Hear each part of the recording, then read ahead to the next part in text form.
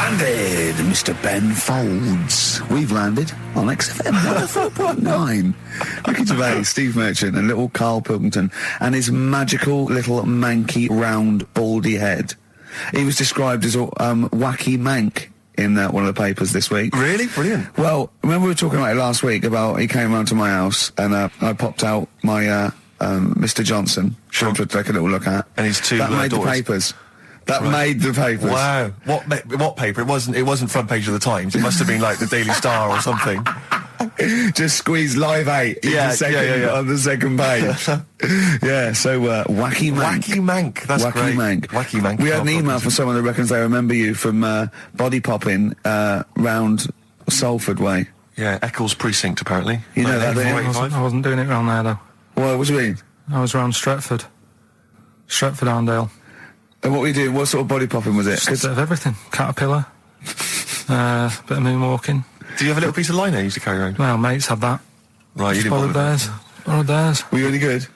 But you weren't breakdancing, well, you weren't spinning on your head and stuff, you were more body popping. Well, I hope he wasn't spinning on his head, because you know that can sort of give you little brain damage and things. Well, it can give you brain damage. Also, it can wear your head down, and also makes your head perfectly round. Yeah. Because the gravity is pulling on. But if you keep on doing it, obviously it's going to wear your hair out, yeah. So you become sort of like a... Stupid, bald, and roundy-headed. Yeah. So I very much doubt that you did do any of that. Did you, Karl? Didn't do any of that.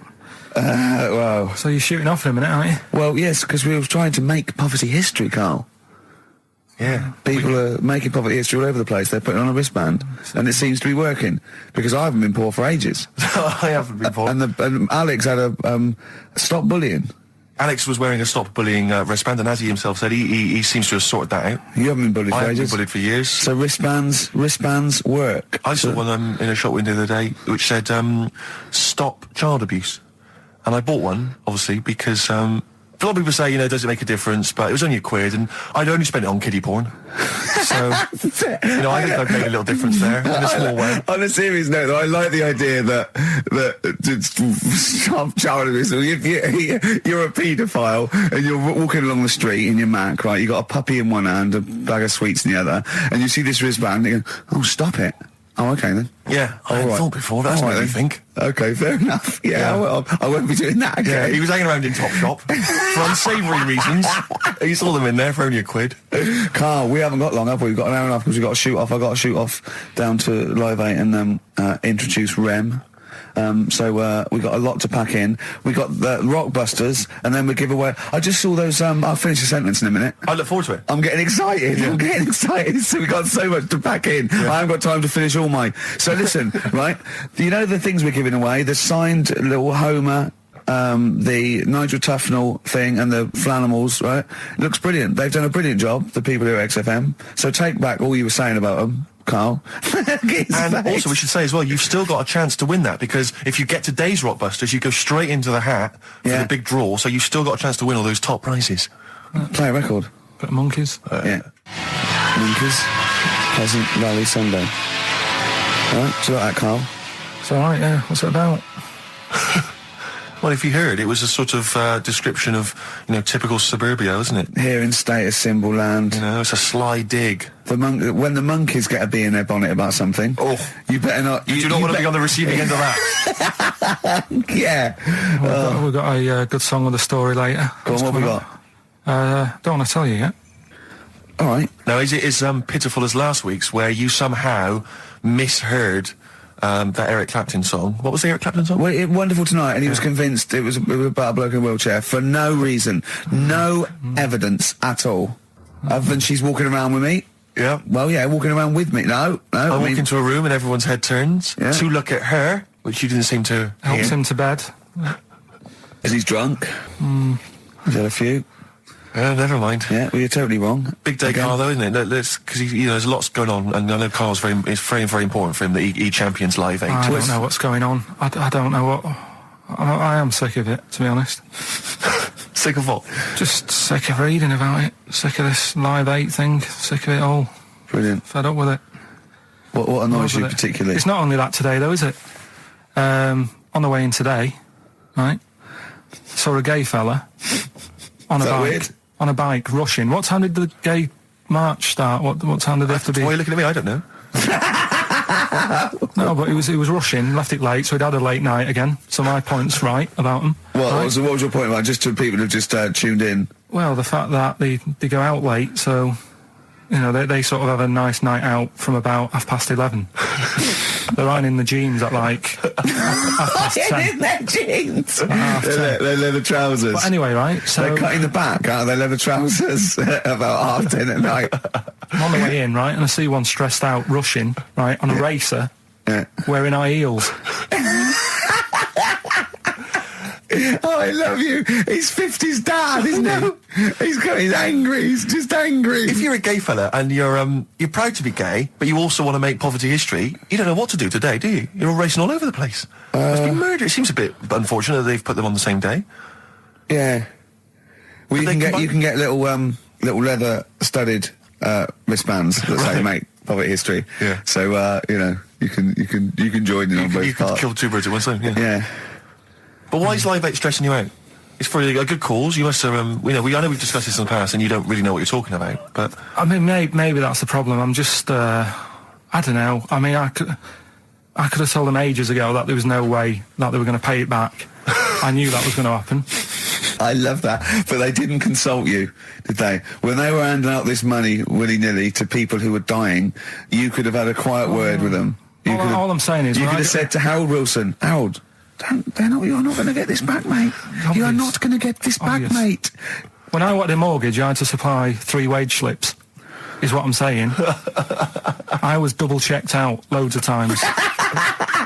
I'd like to see, have you ever seen that guy Alvin Hall, who gives financial advice to perhaps teenagers who don't know how to spend their money wisely? All right. Perhaps send him over there. He's the guy with the bow tie. Oh, yeah, You know what I mean? yeah. Send him over there and just sort of have a chat with him and say, make a list of what you're spending it on. So he's basically, will you be annoyed if they drop all debt and double aid and everything? No, because, I mean, you know, people sometimes need help and that, don't they? You've got to help people out, but it's how many times is the thing. You know what I mean? Let them off. But do I, I've got this monthly payment at the moment, haven't I? Yeah. I'm paying for tools for people out there who need a drill to build a house or whatever. Yeah. Am I now in my right to say, well, you can't have it all? Do you want the drill or do you want the debt cancelled? This is what I'm saying. I'm just, I'm all happy to help people out. Do you think they're taking us for a mug? Is that what you think you might be taking? We'll see, won't we? Time will tell, won't we? You know what I mean? If next year at the same time Geldof's putting on another gig, I'll go, what's going on now? Geldof putting on another gig and the mean fiddler. What's going on now? I think you're missing out on the true meaning of today, Karl, which is an opportunity to see Keane for free. I think that's the problem. No, I don't want to go. I don't like crowds and that, do I? Right. Can't be dealing with that. I don't like big crowds. People, because I was talking to people at work about it, and they were saying, it's a big occasion, it's one of them events that you've got to be down there, because in years to come, when they say, were you there, I don't see what's good about having a memory being stuck in a crowd of 150,000 people. I'd prefer to do something nice. Say if I have like a nice cake and a cup of tea, right? In years to come, when they go, do you remember that day when we were all cramped and what have you? I'll go, no, I was having a nice cake and a cup of tea. So I've got a nicer memory than them. So I believe in doing something nice on a big occasion. Do you know what I mean? On a special day. Do something nice, remember that. The thing is, you have got a nicer memory than them, because when you look back and say what you're doing 20 years ago, your memory will tell you were actually having a cup of tea and a cake, but with a chimpanzee that could talk English. That's what your memory will tell you. You're thinking, I was out with my mate. I was out with my mate Marty. He's a chimp. And it just you'll be in cuckoo land by the time you're 50. You'll be just going, it was great that day. Remember Suzanne? I don't know what talking to Suzanne. She's left you. She's left. She's had enough of you waking up. Well, she's down in Hyde Park watching Bed-Shaped live. She's not worried about cake and a cup of tea. Have you ever done a march or anything, though? Have you ever sort of... What are you saying? Have you, you're having a go at me for not getting behind it all, right? Which I am, because I've got more standing orders going out of my account for charities than anything, right? But have you ever got behind a problem? No. I don't think I have, to be fair, no. No, I am quite slack in that respect. It does take a lot of effort, though, doesn't it? Well, it depends. What sort? Well, if you're going to do one of those walks from John O'Groats to Land's End or something, that's a lot of time commitment. There's one, I tell you what, there is one that looks all right. On Portland Place, just off Oxford Street, there's always just a little Chinese fella sat on the pavement, right? Oh, I've seen him, yeah. What's that all about? Yeah. He's just sat there with a poster, but you don't know what it's for because it's in Chinese. Yeah. So he's just always sat there. But that's for me, that's the sort of march I want, where you just... And he's only there when it's sunny. If it's raining, they don't bother. I tell a lie, I did pop down when all those women walked through London in their bras.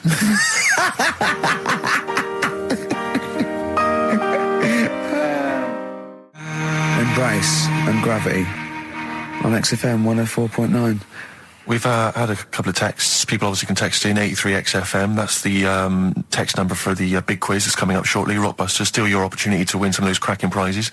Enter your name in the draw if you can unravel the, I don't know what you call them, conundrums that Karl set. Sort of. We've had a couple of texts. Obviously, we're leaving early today. This is a shortened show and our last show of this run. But we've got to leave early. We've got to go down and try and make poverty history. But Rob's texted and he says, only an hour and a half today. Well, poverty does have some benefits then. He's a fan. He understands the show. Who was that little fella that used to write in who hated the show? I forget his name. I haven't heard from him for a while, actually. I don't know what happened. No. Maybe he realised that if he hated the show so much, the obvious thing to do was to switch off. Maybe that finally dawned That's on him. annoying. What's his name? Someone will remind us of his I name. like people who hate us to carry on listening. Yeah. It just gives it an edge, doesn't it? Yeah. It's the fact that, that you're annoying someone. I mean, I love annoying people. I know you do. I know. You're like a kind of walking Chinese water torch. Yeah, exactly. Yeah. Have we got Ladder 49 today? Rick, there's a number of cracking DVDs, as ever, on Rockbusters. We've got The Life Aquatic with Bill Murray. We've got Howard and Kumar Get the Munchies, hilarious stoner comedy. And Batman, the animated series.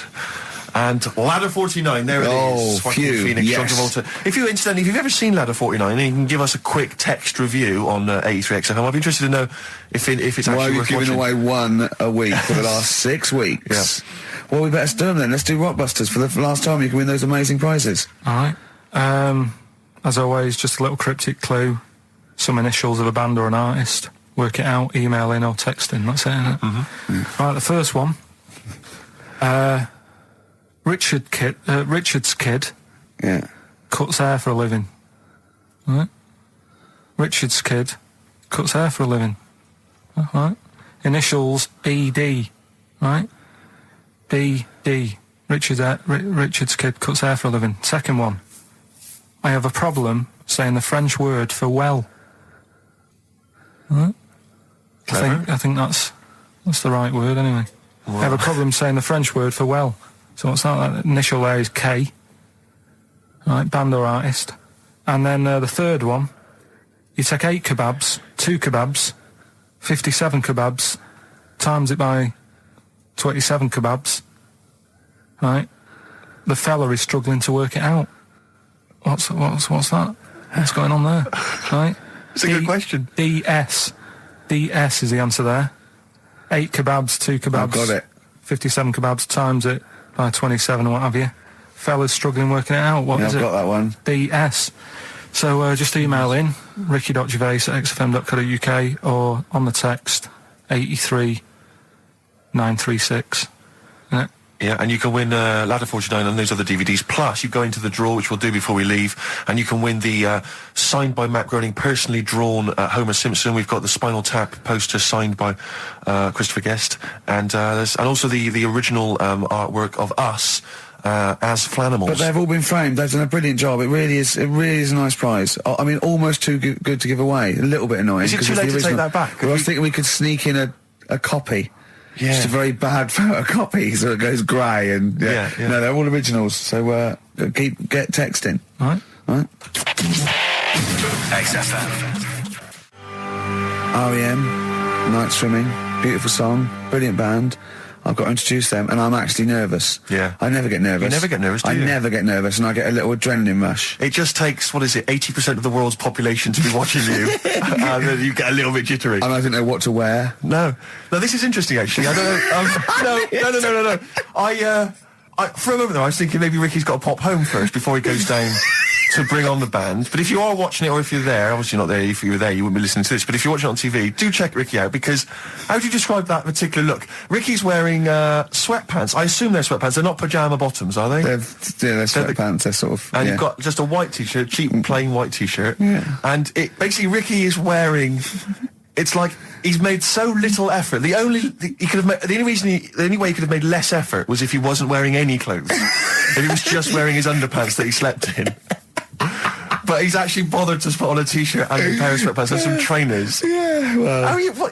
Jonathan Ross is going to probably be wearing a suit, one of his, expensive suits or whatever. And, but he won't be as comfortable as me. Well, true. Did it not occur to you for a moment to maybe make slightly more of an effort? Perhaps put on a jacket?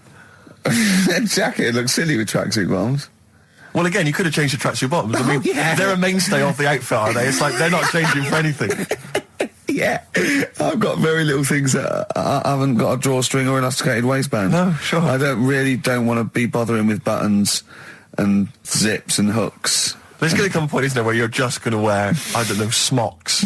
A baby grow. Baby grow. A baby grow with a flap. Yeah. That'd be great, wouldn't it? Those little mittens. Yeah, all in. Yeah, that'd be great. And then a little oven glove, so I can just get stuff out of the oven, eat it, let it drop everywhere. Yeah. Right, and then just get out of the baby grow, put a new one on, a clean one on. Or those kind of red flannel things with the which cowboys wear. Yeah. The kind of buttoned up bit in the back. The old cowboys. Yeah. Grandpa, he comes out with the shotgun. Exactly. And he's yeah, the long johns. Well, how's it going with Rockbusters? Anyone got the answers? Actually, one guy has texted in, James in Deptford, he's offered some answers, and he says here, the guy that hated us, famously, of course, we should have remembered, Dickie Anderson. Dickie Anderson? Richard Anderson, of course. I don't know if Dickie's still listening. If he is, obviously email in ricky.gervais@xfm.co.uk and tell us what you've been doing, how you can keep him busy and stuff. Yeah. Nice to hear from him. Chris Campling hasn't called, has he, either? Yeah, Campling. The one that thinks that not only is this whole show scripted, imagine that, right, but that Karl is a character created by us. Yeah. He's actually an actor. Oh, if only Look at that, a shaved monkey we got.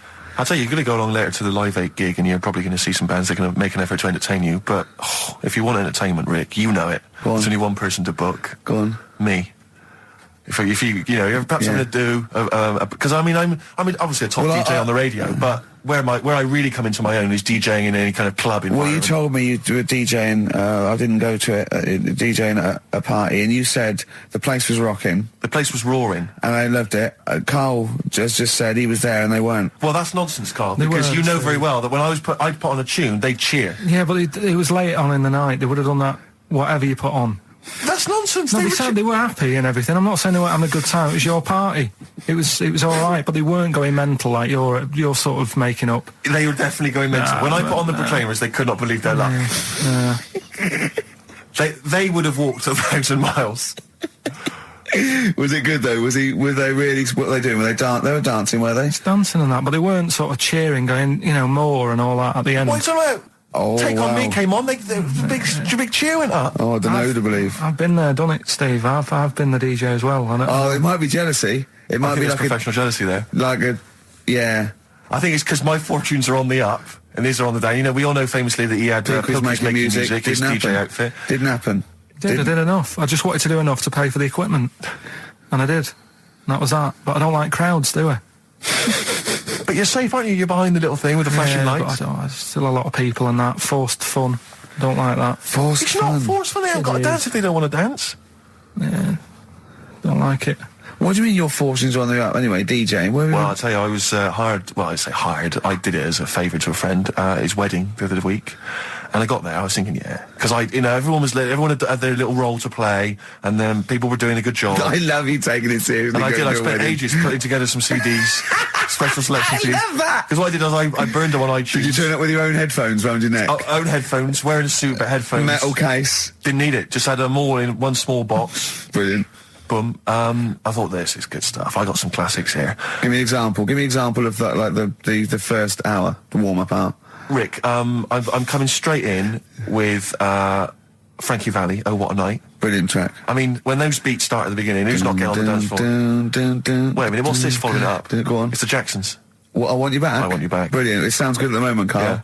So I'm thinking, at least I'm gonna roar this, because they laid on a good spread. The ceremony was nice, food was nice. I'm thinking this is going to be the piece de resistance. Yeah. Alarm bell started ringing. Why? When I realised there was a marquee outside. Of course, it's a balmy summer evening. I'm stuck inside on the dance floor, so I'm thinking I'm going to be struggling here to get them in. Even with flavours like this, I thought I'd struggle, Rick. So I'm sat there in my suit. I'm sat behind this little DJ console.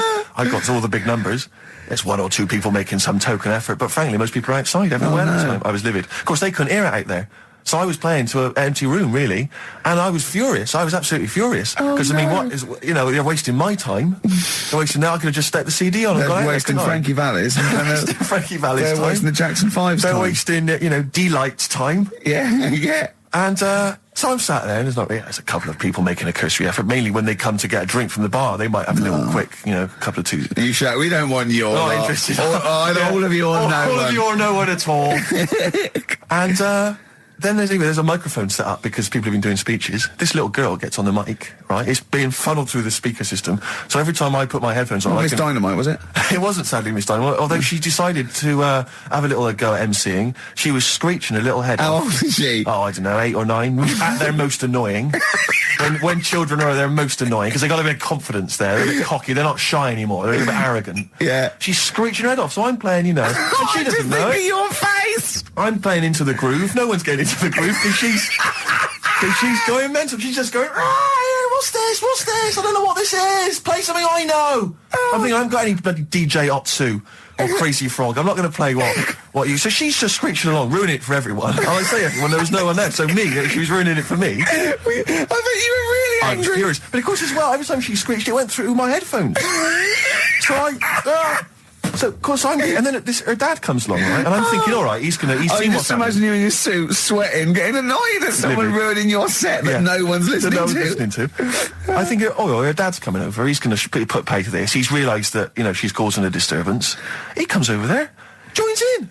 No. Sits her on his lap. He's just saying, she's having a whale of a time. I'm thinking I'm furious. I'm thinking it's his responsibility to shut her up. He's not going to do anything. What can I do? I can't step in. No. And I know very well that if I interfere, he's going to say, oh, well, she's enjoying herself and no one's dancing anyway, and we've just got into a fracas. Yeah. I didn't want to start a fight. No. Because I don't know, but he'd have knocked you out, wouldn't he? Someone would have got knocked out. And I'm not saying who it would have been, but, but there would, to bear in mind, Rick, there would have been 2 of them. And so I didn't want to get into a fight with him.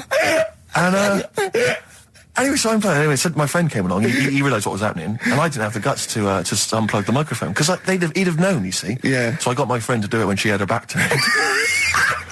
So he pulled the plug out. The microphone went dead. She went, "What's going on?" I went, "I don't know what you're talking about." I said, "I don't know." She said, "Where's the microphone?" I said, "You must have broken it." I don't know what's going on. Someone will probably make you pay for that. And anyway, at least we shut her up. That is great. But it really went from bad from worse. And there's that thing when you panic, you start panicking. So you're putting on a lot of flavours that you would have saved till the last hour. What are we talking? Boom, boom, shake. Exactly, you're throwing him in early. Love Shack's coming on way too soon. Really? Oh, Love Shack before 11. It's heresy, but I had to do it.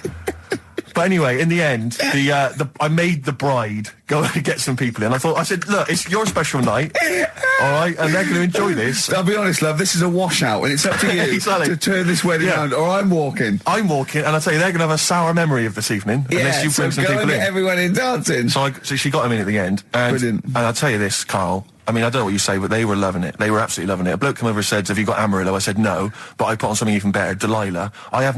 Wedding crowds always go for Delilah. A song, of course, about old man killing his wife. It always goes down very well, strangely, at weddings. They get into a sort of hokey-cokey thing. They went berserk for it. And I was following it up with, I had the monkeys, I had all sorts going on. Brilliant. Of course, you know what happens. What? I'm going great guns. People are absolutely loving it. They're rocking it. I throw in, I had something cracking on at the end. Come On Eileen, of course, was on. People were going berserk for it. Which is unfortunate because the bride's name was Eileen. Yeah. And then the bride pipes up. I'm throwing the bouquet. So they all traipse off outside again. Oh. I was furious. Oh, no. I plugged the microphone back in. I said, "What are you doing?" We got, but they went out there. And of course, you can't get them back once they've done that because all the women are running around. I got the thing. And then they got to wave everyone off, throw the confetti. They ruined your day. I was having a great time and they ruined it. She ruined your special day. She ruined my special night. Oh, no. It's on her head. What would you put on about now, Karl? What if I was DJing? Yeah. Probably a better world party. Go on then. Interesting. Put the message in the box, put the message in the car, drive the car around the world, and I'm imagining, Rick, that message is make poverty history. That's world party, put the message in the box. Yeah. Can I just say quickly while I think of it, we get a lot of emails from people, a lot of texts saying, can you send a big shout out, stuff like that. I've just looked at one now, Scott and Julie in Australia listening, they want a big shout out, big shout to them. But there's so many people that do it, and I'm obviously just want to say sorry we never get to your emails. We're very, very lazy. We never really get to look through them, but we obviously do appreciate you emailing in, texting in, stuff like that. And also, can I send a big shout out to my grandparents, who I believe might be listening on their new digital radio? They're pretty high tech. Very nice country. Yeah. Are they the merchants of Bristol? Merchants, yeah. Props to them. Props to them, yeah. It's a slightly truncated show, isn't it, today, Karl? We've got I don't like change, and that's what's happened. I'm not. You don't, do you? You're like Rain Man. Yeah. He really is like Rain Man. Anything change, it's got to get in a little routine. You can't. I don't like to. I'm not like Suzanne's mum and dad and what have you, where routine cannot change no matter what. Like what? Well, we've talked about it where, if it's a Tuesday, I'm having sausage, egg and chips no matter where I am. That's what they're like. Right. That's what they'll remember, actually. When I'm saying about stuff about Live 8 and all that, people will remember. If people said to a dad, you remember Live 8? Okay, what day was it on? Tuesday. Well, I had sausage, egg and chips. Nothing changes. But the thing is, today, normally we have a bit of a, I know what we're doing where and all that, and it's all sort of messed up. We don't usually know what we're doing where. We say, what should we do next? But I know, like, Rockbusters has been done early. Right. So that's normally done at that's about really throwing you. I say, I just don't. I don't like all this change and that. It's messing about, isn't it? Rain Man. So what do you want now? Well, what about Song with a Story? See, with the... Right, well, last week... Look at him, he's in a genuinely foul mood. No, he's actually rocking. Yeah. He's actually rocking like Rain Man as well. Last week we did, like you say, Eric Clapton. This is the section where we play a song with a story. I think every song, if it's a good song, it's got a story. You've got to listen to it, sort of, from the start. You get in the middle, you're going, oh, how's it going to end and all that. Yeah. You wait another minute, you know the ending, you're happy. But the thing is, as Steve said... sometimes you're disappointed with it, so it's not a good story. And as Steve said, I'm not sure you're finding what you need in a song for a story. Why don't you read a book, a novel? If you want a really good story that engrosses you, why don't you read a book? You're not going to get it from a pop song. I haven't got time for a book. Song's 3.5 minutes. And that's it, is it? And that satisfied you? Well, yeah, it gets you thinking for a few minutes, then you move on.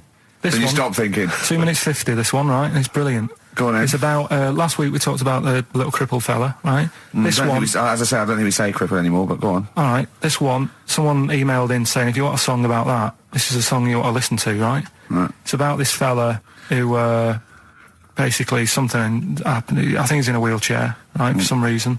You thought that last time. His wife, likes going out. She doesn't take him with her when she goes out. Right. Is it Ruby, Don't Take Your Love to Town? Yeah. Brilliant song. Well, just play it then? Yeah, great song. All right. What do you mean? Oh, it's just, it's a good story. It starts off well and that, you're feeling sorry for him, but then he says, where's my gun? Yeah. Because she's a slut. Why? Because she's going off. Yeah, but what does he expect her to do? What? Just because he paralysed his legs fighting for his country, presumably in Vietnam War. It says that crazy Asian war. So he's gone, he's fought for his country, he's taken a bullet, he's come home, he can't walk, he should be a hero, and then his wife's going out putting it about downtown. Why do I never meet women like Ruby? XFM. Forever Lost. The magic numbers on XFM 104.9. Well, the concert's kicked off, Steve. Yeah, I'm a bit annoyed that we're still here, really. Let's try and wrap this up quite quickly and then shoot No off. one's listening anyway. Nah, we could talk about anything. Well, we do.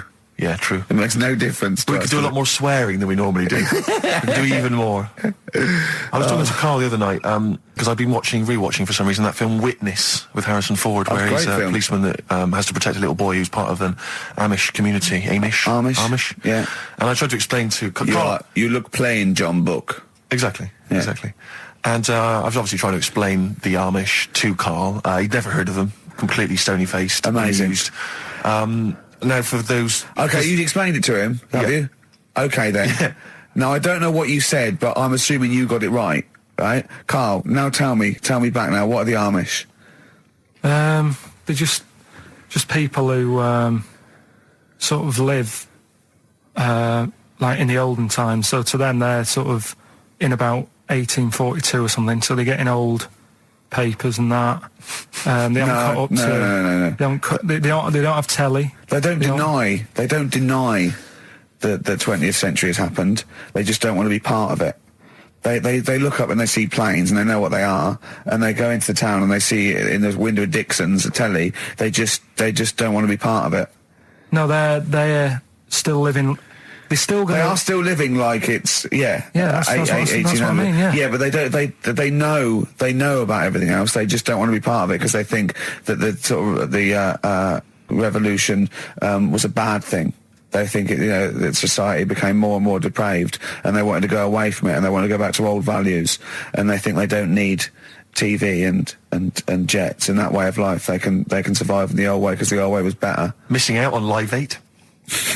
Yeah, but they haven't had Band-Aid yet. Yeah, I think this is the problem that Karl had. He in his mind, they were just a bit delayed, so that in his head they were slowly moving towards the 20th century. They wouldn't be able to watch most of these bands, all their electric guitar. They'd be allowed to watch Tracy Chapman. Yeah, doing an acoustic set. Yeah, between the bands. Yeah, that'd be all right. But no, in Karl's mind, it's like although they wouldn't like Fast Car. They wouldn't like singing about that. They go, I don't know what you're talking about. Pony and Trap. You got a pony and trap. That'd be all right. But are they still? Do they still get sort of rubbish posts and that saying we need your money for this, or get behind this charity? They live in an isolated community. They're farmers, aren't they? They're farmers. It's an agricultural community, and they're obviously very staunchly religious. In actual fact, it would suit you very well because you hate crowds, you hate groups of people, you don't like the modern world. You'd love it down there, wouldn't you? He wouldn't like getting up at 4 o'clock to milk a cow, though, would he? Well, no, but he'd get used to it. Go back to bed, couldn't you? It's probably out. I mean, have they got anything to do with the Hare Krishna people? No, nothing at all. Because out of all the religions, that's I'm not a religious person. I don't understand. You're only saying Hare Krishna because you've got the head. That's the only reason you think it'd be. I'm halfway there. Yeah. But the thing is, out of all, you just what was that? Money just fell out of my pocket where I'm nearly laying down. That's the danger of wearing sweatpants everywhere you go. I'm only ever lying down in a chair. No, I'm I've never been a religious type. If people want to do it, I let them do it and what have you. Good of you. But out of all of them, I want one that's not going to take over your life. I don't want one where you've got to get up 3 times a day and you've got to go and pray and that you've got to get up early. Forget that. It's getting in the way. But if it's something like, I was walking to work the other day, right, across Oxford Street. There's a little Hare Krishna fella there, and he sort of had he had a leaflet and stuff, and he said, are you interested? And I said, what do you do? And he said, well, we're against getting stressed out and what have you. And he gave me a plum. They hand out food for some reason. But I sort of asked a few questions. It's just the imagery. These 2 bold people, one of which is wearing an orange smock, holding a plum in the middle. He hands the other one a plum. It's almost like you can imagine some kind of religious painting. Exactly. Yeah. But what is their sort of main thing? Because he didn't really tell me that much. He was a Japanese bloke, so I didn't know what he was saying that much. Why? He wasn't speaking English. Not very well. He wasn't the best sales bloke to send out for them, is what I'm saying. Yeah. But what's that? Are they? You're saying they're nothing like? Well, I believe Hare Krishna is a kind of as an offshoot of a sort of Buddhist faith. It is. I think they are Buddhist, aren't they? Yeah, and obviously their kind of trademark, as it were, is that they have to say. I believe they have to say Hare Krishna, Hare Krishna in a certain rhythm, in a certain order, a certain amount of times per day. That's why you see them walking down the street saying Hare Krishna, Hare Krishna, because it's actually a sort of religious chant which they're obliged to do. So you see, even if you go into the Hare Krishna faith, you may find yourself, in Tesco or whatever, forced to say Hare Krishna, Hare Krishna.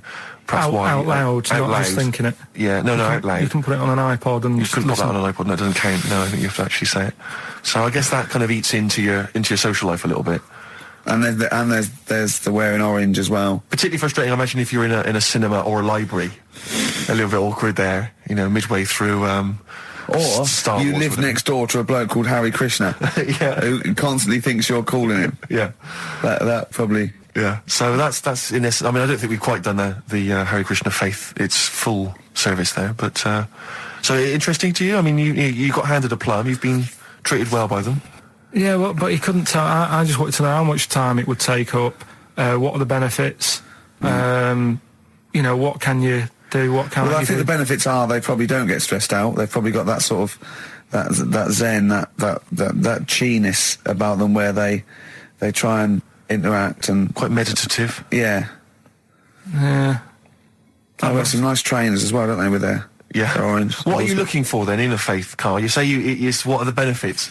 I mean, obviously Catholicism, you get the communion wine and bread, so... Yeah, but I can afford that. Right. Probably, just I like the Crusaders. I was forced into joining that as a kid because a mate sort of joined it, and he sort of said he'd join, and I sort of swore at him. I said, I'm not doing that. Right? Yeah. He said, right, if you don't come with me, I'll tell your mum that you just swore. So I was like, oh. So I went. So I went along, and I used to just go on the Friday when they played, you know, Sabutio and stuff. And then I went on one Sunday, and it was totally different. There was no Sabutio. There was no sort of, you know, Table tennis. the thing where you hold a thing and knock things over.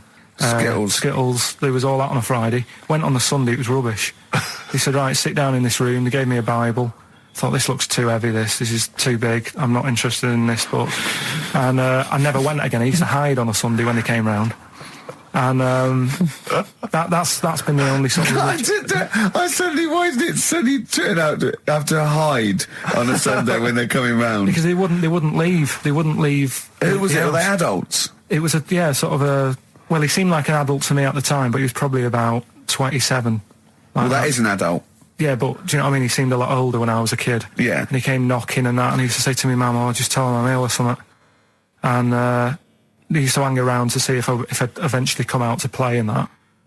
And if I did, I think they would have grabbed me and took me there. I love the idea that for you, religion has to bring with it some kind of gift. It's like, you know, join our faith and you get an alarm clock radio. It's like something like I think religion does bring a gift. Usually, it's the gift of the Lord. Well, the gift of everlasting life, isn't it? And that's the problem with it, you know. A lot of people believe in it because they think... But for I'll be Karl, all right. his feeling is like, that should be a given. That's safe. I'm definitely going home with eternal life. But what else can I have? Is there an iPod? Why do you have to have a religion? Because obviously I don't have a religion. I don't miss it, and I wouldn't want one. I'm an atheist, and that's out of belief. That's out of logic. And we don't get into the politics or the morality of it. Why do you feel you need a religion? Why don't you just get a hobby? Well, I didn't want one. I don't want one. I just was saying that, you know, if I was to get one, which one would I go for? Is what I'm saying. I'd like to see you perhaps as a Jew. I think Judaism would suit you well, I think. What are the hours like for that? Tough. Can be tricky. That's what I mean. I don't want anything that's, you know... And they have a day where they don't eat and stuff. I couldn't be doing that. So then they have days when they eat too much. Yeah, but what happens if I'm not that hungry that day? Like I say, I don't like change. You know what I mean? I like my Cheerios in the morning.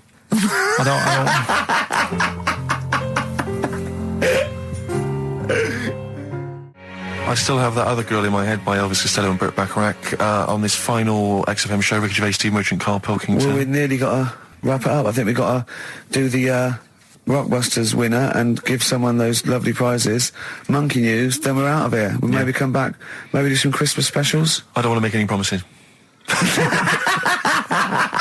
Right then, first one was Richard's kids. He cuts hair for a living. Yeah, what's that? That was, well, try and work it out. No, you know. there's no point. Dick's son, yeah, he was a barber. Barbara Dixon, right? Doesn't work. Dixon, well, again... Barbara Dixon. Right, Her name wasn't Barbara Dixon, was it? So, that's that one. Did Ronnie Corbett ever say, ladies and gentlemen, Miss Barbara Dixon? Second no, one, he never one did, was, did he? He never did. I have a problem saying the French word for well. What's the French word for well? Bon, isn't it? That's good. What? No, that's good, though. Bell? Well, no, what? Isn't it bien?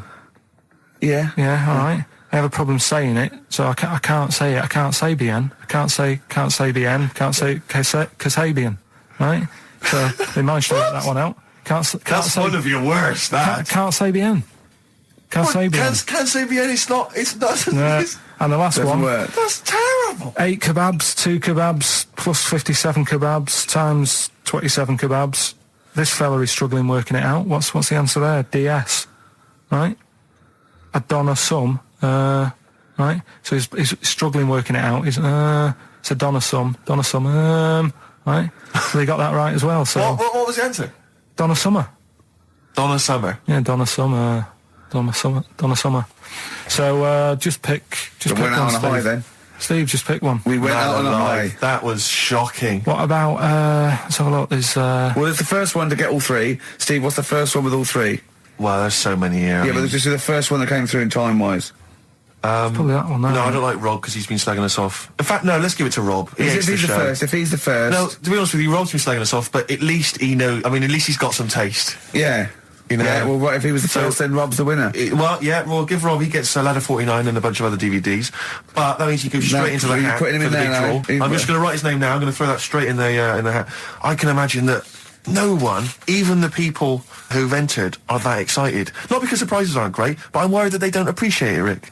Do you know, I get the feeling that our listeners, they just don't appreciate the fact that we've gone to all this trouble. We've got the Homer Simpson drawing and things like that. I just feel like these people don't deserve it. And do you know what, it's weird? I just wish we had a better quality of listener. Like, people who listen to Radio 2, they deserve it. You know, they're elderly and infirm, some of them. They could really, it would really cheer them up. But our lot, you know, drug addicts. Yeah, let me pick it out. Truck drivers. So I've just put all the names in the hat, all the previous winners from the previous weeks, and Who's Rob as put it well. out? Is this Pilky going to put it out? Do you want Pilky or do you want Ricky? Oh, well, let's have the shaved monkey do it. All right. Plunge your hand in there. It's just, that's one, isn't it? That's it, just pull that one out, check who it is. Right, it's Gavin Thompson in Edinburgh. Well done, Gav. Are we going to get them up there? That's not his problem. You got to post them. You got to pay. They're amazing prizes. Yeah, but the Spinal Tap one, it's about 5 foot, isn't it? Well, they can post it. It'll cost them a few quid.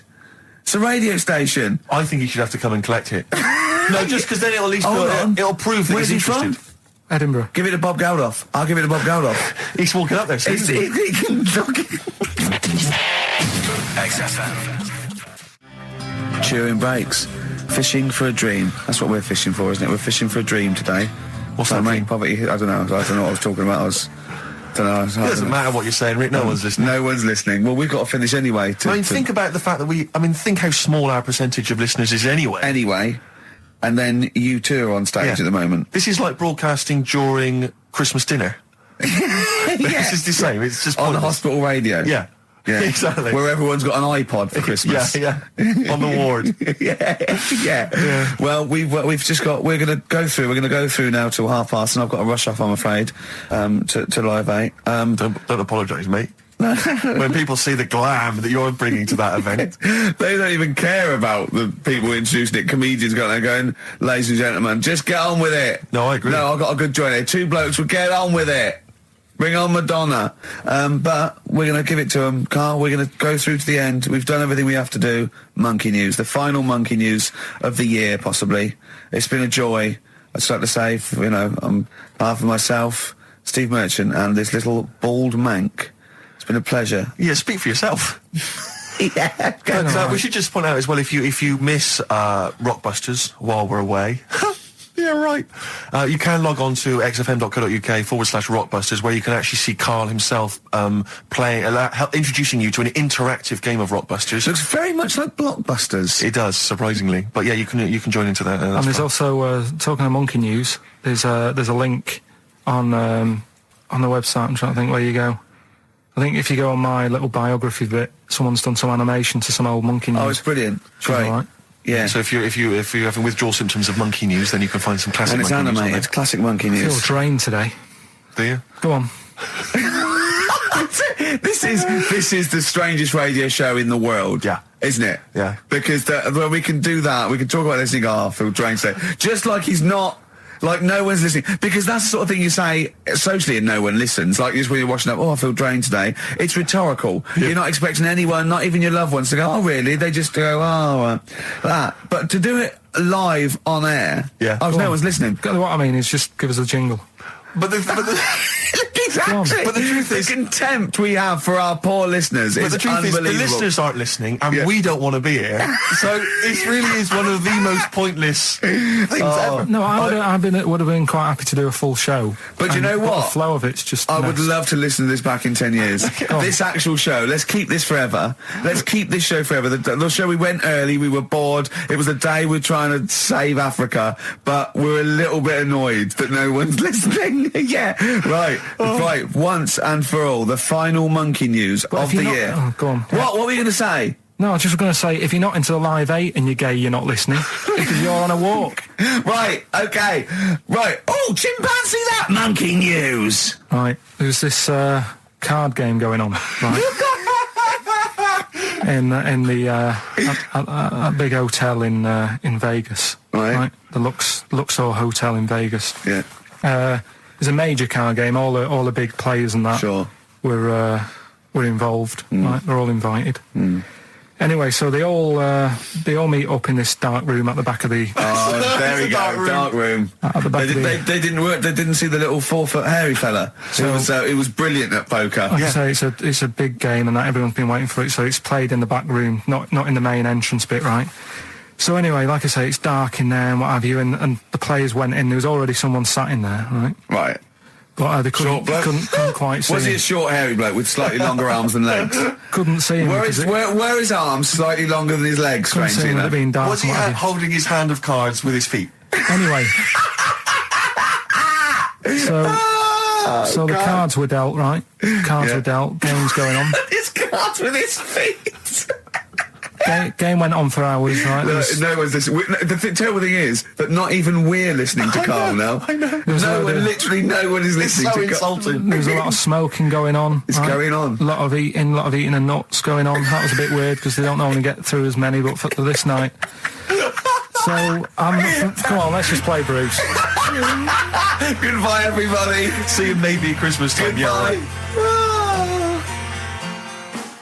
It angered me that Is there a lot of cheap housing in Leeds? Would that ruined it for him? But it just was. I assume maybe she was squatting or something. But it was like, and it just depressed me because it was like, not only is he homeless, but he's got a homeless girlfriend. But the homeless people are finding love. Yeah. Do you mean that's really depressing, Karl, isn't it? Unless they both became smackheads together or whatever. No, Karl's found love on the street before, haven't you? How's it going with your bird, Karl? Are you married? No. How long have you been out with her? Going out with her? 7 years. Because you're quite a simple man. Yeah. You're sort of a simple. In a in nice many way. ways. I mean, in you're the like best Helen sense. from Big Brother. Yeah, you're sort of nice enough, but I look normal. well, yeah, you sort of do. But you could be one of those that just suddenly go mental with a pen. Yeah, do you know just what I mean? stab people through the eyes. Yeah, you sort of look normal. But if I wouldn't really want to wind you up to a point of frenzy. How did you meet your girlfriend? Through work. What, through her work? What, you phoned up and said We worked at the same place. Oh, you're right. Yeah. You're quite an enigma, aren't you? Could you give us more on that? At work, you met her at work. What, she came in selling sandwiches? She was going through the bins outside. What do you mean you met her Why at are you work? having an attack on me? You're the not one having an who's attack sad and lonely. Oh, he's done you again. Yeah, but what I thought was interesting was I just scratched at him and he just went mental. Yeah, no, It's like a but bear caught in a trap. It's funny, isn't it? You'll never learn. Karl, No, I was just interested to find out what the story was because it might be a really romantic story. Well, it's not. All right, jeez. I love the fact he doesn't want to talk about his love affair. I was thinking about you in the week, and like, does it worry you? I mean, you sort of joke about it now, and we're talking about it in the office, you know, like, oh, is Steve really touchy about the way he looks? And Oh, what's this? Where's that come from? he's done it again. He's done you again. I was walking home the other night, and I was thinking about it. And do you worry that when you're old, you will be on your own? You did start it though, didn't you? Well, Karl, I'm glad you brought this up. because I mean, for me, you know, a lightweight, frothy entertainment show on XFM on a Saturday afternoon is exactly the place where I want to discuss the desperate, lonely future that's inevitably coming my way. Oh God! I'll tell you what will cheer you up and forget all that. A bit of Embrace. Oh, one of the most hated bands. What are these fellas doing? There's a couple of Quite noisy. It's just distracting. yeah. There's a couple of fellas behind us taking pictures. I don't know why it takes two of them. I think one of them just got a couple of hours out of the office. Yeah. They're from the where are you from? X-Mag. X-ray. X-ray. What's X-ray? It's the XFM magazine, Steve. The XFM what? Magazine. And where does that go then? Is this available in shops?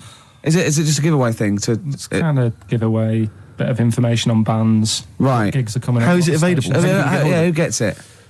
It's in top magazines. You're really selling it, Karl. You're obviously a fan of the magazine. It's all right. Yeah. I don't want to make it... This seems now like you've said, let's pretend we don't know what it is. You sell it on air, make it sound... I don't know what it is. Well, I'll show you later. Okay, cool. And if people want a copy of it, they can go to the website and subscribe and you get it for free. That's all right. Yeah. Cool. And you're going to be in it. And we're going to be in it. Centre pages. I don't look my best. I don't dress for radio. And, you know... Well, it's okay, because I'm photogenic, so I'll make up for whatever you I'll lack. push you forward. White Stripes and their version of Jolene. What did you make of it, I Rick? loved it. Loved it. I want to ask Karl a question, though, because Karl, sometimes in all of this newfangled world that we live in, what do you think of the scenario? What do you think is going on there? Because it's a bloke singing to a woman, begging her not to take his man. What do you think's going on there? Say again. Well, that's a bloke there singing. Yeah, to his wife Jolene. Right. Were you listening to the lyrics, or? You see, I got mixed What up do you mean? anyway. I thought it was about that one about the person who chucks himself off a bridge. So I was thinking more about that than listening to that one. Right, listen. Well, go on it. Right. Jolene, I'm begging of you, please don't take my man. You flaming locks of auburn hair, even though you can, don't. He's all I've got. You're a beautiful woman. Don't take my man, because I can't compete with you, right? Yeah. What do you think's going on there, though? Because, you know, it's Dolly Parton singing it. We know what's going on. They're fighting over the same man, aren't we? Yeah. What do you think's going on when a bloke singing it to Jolene? What do you think of the scenario there? That's one of them names, isn't it? That could be a bloke's name. It's like Leslie. Oh, Christ. Okay, sorry, it was a... I wish you'd not asked him that question. It's so exhausting. I love him. I love Karl. Do ants sleep, Karl? Which bird's got a cock? Swan. Okay, nice one. Listen, I want to play that song for various people who've emailed and phoned in saying they want requests. We don't really play requests on the show. We'd like to mention them anyway. Matt Barr, Magic Thighs. That's not Matt Barr's Magic Thighs. No. That's Matt Barr and Magic Thighs. Yeah. Kieran in Dublin, Stuart in Hackney, Lisa and Alison in Crouch End, and Glenn in Crystal Palace, who was phoning up with a nice message earlier. All of you, thanks for listening and thanks for enjoying it. Sorry I didn't play your requests, but tune in next time. It'll be fun. Anyway, I just all I wanted to say, really. Here's tragic. What's tragic? What did you want me to say about that song? Just your opinion. Your own opinion was fine. It's In fact, your own opinion is better than anything I could really hope for. Without doubt. Whenever I ask you a question... You constantly surprise us. Yeah. It's wonderful. So only ever carry on telling the truth, carry on saying exactly what's on your mind, and I think this could become a great... You're like a man who was frozen in Victorian era and has been reawoken and he's kind of discovering the world. Some things make sense, other things don't. It's beautiful. As opposed to one that was made in a castle in Victorian times like Steve. Oh, that's just... Oh, I've joined in with Karl. I can't believe it. I'm sorry. On my side. Yeah, no, it was irresistible though, wasn't it? I'm really sorry. Yeah. It was Karl, it was you that worked out the maths and worked out I was 28 because they just worked out I'm 27. You are 27. No way. Yeah, I asked you, didn't I? And I said... No, but what I sort of questioned was, I said, well, if you're 27 today, that means last week you were 26. Well done, yeah. That's irrelevant. So therefore you assumed that I must be 28 then? Yeah. Whereas I assumed you were using, your knowledge of maths, such as it is. I wouldn't do that. No, sure. Wow. I actually got lost in that conversation because I genuinely didn't know what he meant would mean last week you were 26. I don't know what that meant. I don't know what it meant. Wow. Well, it is Steve's birthday. But he would have been 26 last week. Sometimes you genuinely frighten me because it's those staring eyes. There's nothing behind him. It's this little bald head. Looks like Davros looking at me. Genuine fear on his face when he enters into a conversation with another human being. What bit don't you understand? If he's 27 today, he would have been 26 last week, and he doesn't look 26. He didn't look 26 last week. He looks older than 28 today. You've started on his birthday. You're still having a go at him. Karl, I don't look like the kind of hot stud that I actually am, but face facts, that's the truth, mate. Yeah, live with it. Get with the programme, jeez. Well, let's have a little bit of cake. Okay, oh, that's appropriate. See the what it birthday. But you mean the band, don't Yeah. you? Not the cake. You haven't actually bought a cake, have you? Got anything at all? Anyway, the winners, Karl, I think you took some answers. Tim and Neil. Well done, Tim and Neil. Are they going together or are they... No, two separate. Lucky people. Yeah. I don't think your heart's in it anymore either, Karl. I was all right today, but Steve's really dragged me down. Well, let's. Wait a minute, I just need to know why. No, do you know, like, Yeah. people are being miserable around you? Yeah. I was full of beans when I came in. Yep. Yeah, but you got to remember last week you were really miserable and that really wound me up. Yeah, because he was having So to do it's stuff. relevant. Because you know, he'd been let down, and they were worried about the last next week you were show. in a terrible mood. Yeah. Don't look at me like you were. songs. I wasn't like going off and lying on the settee looking ill, talking in that voice. Oh, he's done you again. I said, just now, being quite friendly. Yeah, Carl, Steve. Carl, have you ever tried to get into the Monarch for free? Because I'll be honest, mate, it's not going to happen for you. Come out with me, mate. You got a quid off. All right. When you can get in places in Camden for free. Yeah, I'm all right. Yeah. Oh, yeah, he's done you. Right, now it's time for Song for the Lovers. Now, this is one of my favourite songs of all time. You'll know this song better done by... That was nearly a sentence. Oh, come on, that was nearly a sentence. What's his name? Glenn Campbell. It's Galveston. Oh, yeah. This is the man who wrote it. This is the original. This is Jimmy Webb. Oh, yeah. With Galveston. From what I can work out, I think it's about a bloke who goes off to the Vietnam War and he's missing his bird. And I've brought it down, haven't I? I've brought it down a tone by saying bird. It's a beautiful song. It was irony. Just play it. Galveston. It's beautiful. Yeah. This is the reason, because actors are often quite handsome people, but yet they're always quite obnoxious. We are. No, I mean, they're normally quite obnoxious, Rick. Again, you know, you're a good example of that. And yet, I think it must be the small man complex. That's what makes them so obnoxious and so kind of desperate for attention. Didn't realise it before. Steady on. Because of course I tower above everyone. You do, don't you? I'm, for people who don't know, who are listening, I'm 6'7" tall. That's high. Yeah. That's And for people who've never seen him, he doesn't hold it well. It's not like he's a sort of handsome athlete, is it, Karl? He's a bit of a... What do you call him? Carl, don't answer. No. Don't get drawn into that. You know the game he's playing. No. Do you know yesterday when you were in the office? Yeah. You did a little move, and it reminded me of Blakey. Oh, I hate you, Gervais. Oh, I hate you, Pilkington. That's our stance. Yeah, but even he held it a little bit better, didn't he? Because he was a man, you know, he had a big coat and everything, and a peak cap. But, yeah. I can't believe you. Like, I've not suffered enough from being freakishly tall. Now, two of my best buddies, live on radio, are just... It's not just height, though, is it? It's the posture and the face and everything. But it's got you places, hasn't it? No? What do you mean it's got me places? I think people give you a bit more of a chance in your career and stuff, 'cause it's like... What, yeah, stacking shelves? Because I can reach to a high level. Muse, Plug-in Baby on XFM 104.9. Rick, Gervais, go on. Well, yeah, but I know you guys are laughing about the height thing, and for those that have only just tuned in, I am 6'7" tall, which is tall and that's big, and I pride myself on it in a way. You know, I've worked hard, I've not smoked, I ate well, you know. Yeah. It's an accomplishment, but obviously I didn't have much involvement in it. I just am, and it's a curse because mainly the problem is that you can't get stuff, you can't get clothes, you can't get shoes. You know? Yeah. He's size 14 feet. Yeah, but it is genuine, and I don't know. I mean, it costs a lot to buy a pair of size 14 shoes, and if you were genuinely poor, I don't know how you'd afford to be tall, because the clothing costs more, everything costs more. I've seen this in comics that you'd actually go to school in a barrel. Wearing a barrel. With just braces, it'd just be a barrel, and you'd have sort of flip-flops. And you'd take a mule with you. They all had a mule, didn't they, the poor people? People always think, like you'll be in a pub or something, and people just think they can talk to you about it. They just think, hey, oh, you're lanky, It's just like, because it's like they But think, that really annoys you, doesn't it? Well, it annoys me because it's like they think I should be proud of it. Like, Well, exactly, but they don't think that this is not a disadvantage. This is not a disability, is it? You're taller than most people. It might It is get a disability. No. If you were 8'3", it'd be slightly debilitating. You would, but Disabilitating? What? Disabilitating? Yeah. No, you're a medical man, aren't you? Eh?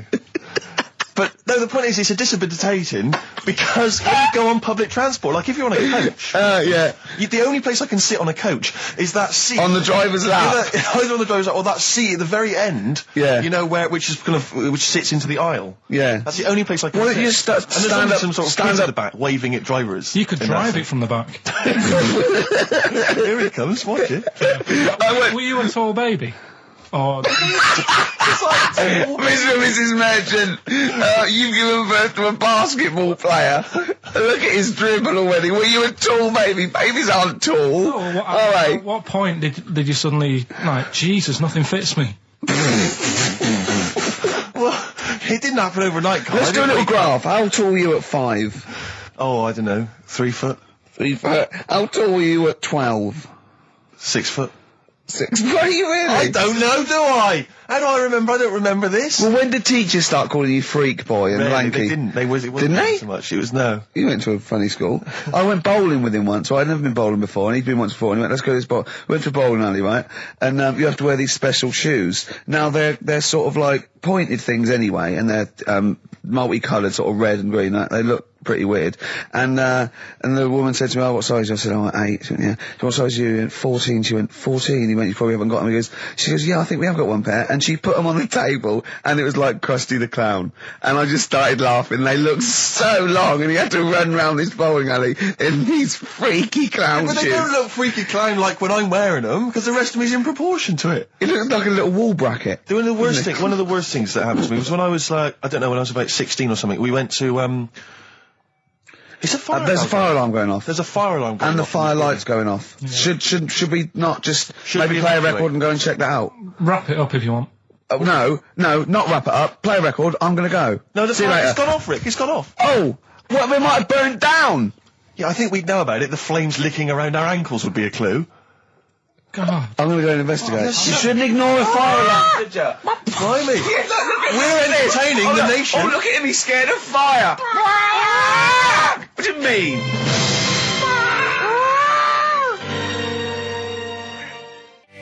Lars, and there she goes. What a great start to a show. We've had 20 minutes of some of the best banter, chatter and music and anecdote anywhere on the dial. You're damn right. High five. Yeah. Sweet, man, sweet. Oh, what are we talking about? Now, well, I love that track. It's lovely. They've got a bit of the Liverpool gene pool, haven't they? That sort of doddy. You know what I mean? I like the Scouse sort of look. You know, the Cilla Black and the Stan Boardman. Yeah, it's particularly unique to Liverpool. It's sort of happy and teeth and ears. And, it's you know what happy I mean? and teeth and ears. Yeah. Oh, brilliant description. Yeah. Happy and teeth and ears. Yeah, that's just 3 of my friends. Yeah. Now, we've got a great track lined up, haven't we, Karl, that I brought in? Simon and Garfunkel. Now, I'm not ashamed. As you know, me and Steve aren't worried about being part of a trend or you know, being trendy or jumping on about. Steve particularly doesn't worry about, like, looking good or, well, you know. No, I'm saying, no, as a compliment, he doesn't worry about walking along like that or, you know. Well, I'm looking good. No. But I'm saying you don't mind the insults freak boy or goggle eye or... swore off a duck's back, mate. Do you know what I mean? Or a new phrase that's been coined because of Steve's face, walk off a frog's back. Who's saying that? Just a lot of you, a lot of friends and that. But I mean... My friends? Yeah, a lot of the people. Can you name names or? I can't really. Big promises you can't. I can't. I can't really. Mess anyone up. I think it's the Kaggle. Looks good. It does look good. It's waterproof, Rick, and it's also stylish. I wear nothing underneath, so it's tight to the skin. It gets sticky in damp weather. Is that why you sort of rustle? Sexy. But what's all the? Is there abuse? What's this? No. They just say. Because I'm a pretty trendy guy, but I, as you say, I cut my own trend. You know, I make my own style. Oh, dear. So just go back to insults briefly. Go on. You know, saying.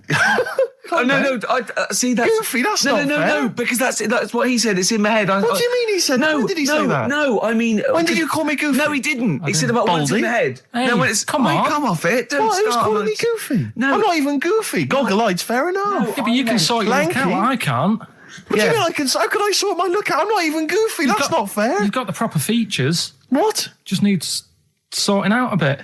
I can't help it if my hair's not good. I noticed the other day when Karl was sitting on your knee having his picture taken. It's a long story, right? He's got a completely spherical head. It's slightly too small. I'm not being funny because, I mean, you know, I'm not perfect. But he's got a completely spherical little head. He looks a little bit like a baby Hamburglar. You know Hamburglar off McDonald's? Sure.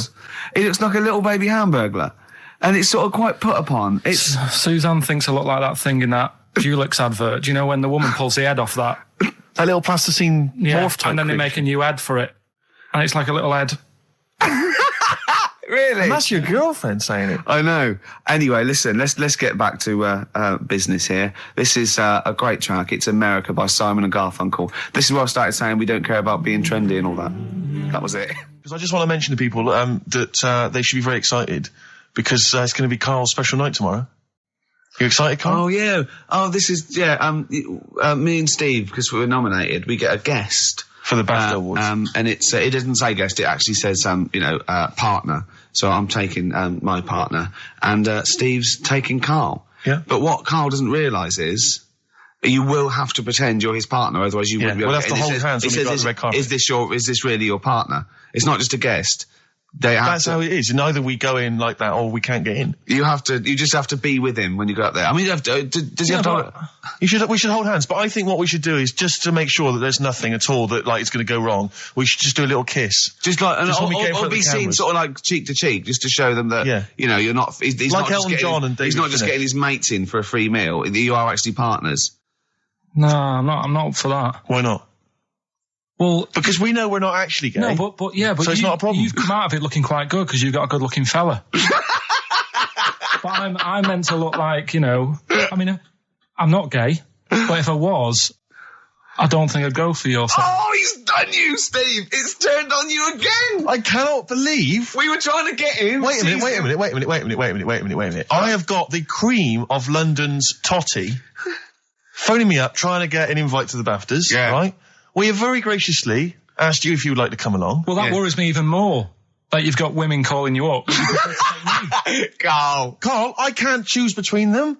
If I let one of them down, they're gonna destroy them. They'll be ruined. Their lives will be ruined. It's better for me to take you and not, ruin the lives of any of those poor women. When he told them he was taking you, it was like a scene from Graceland. There was just like there was weeping. They were crying. Like it was horrible. Hundreds of them, and he just went. And I got upset. He just had to say, "Look, just chill out, bitches," didn't you? I did. I just said, you're all my hoes, but I can't choose between you. So I'm taking Karl.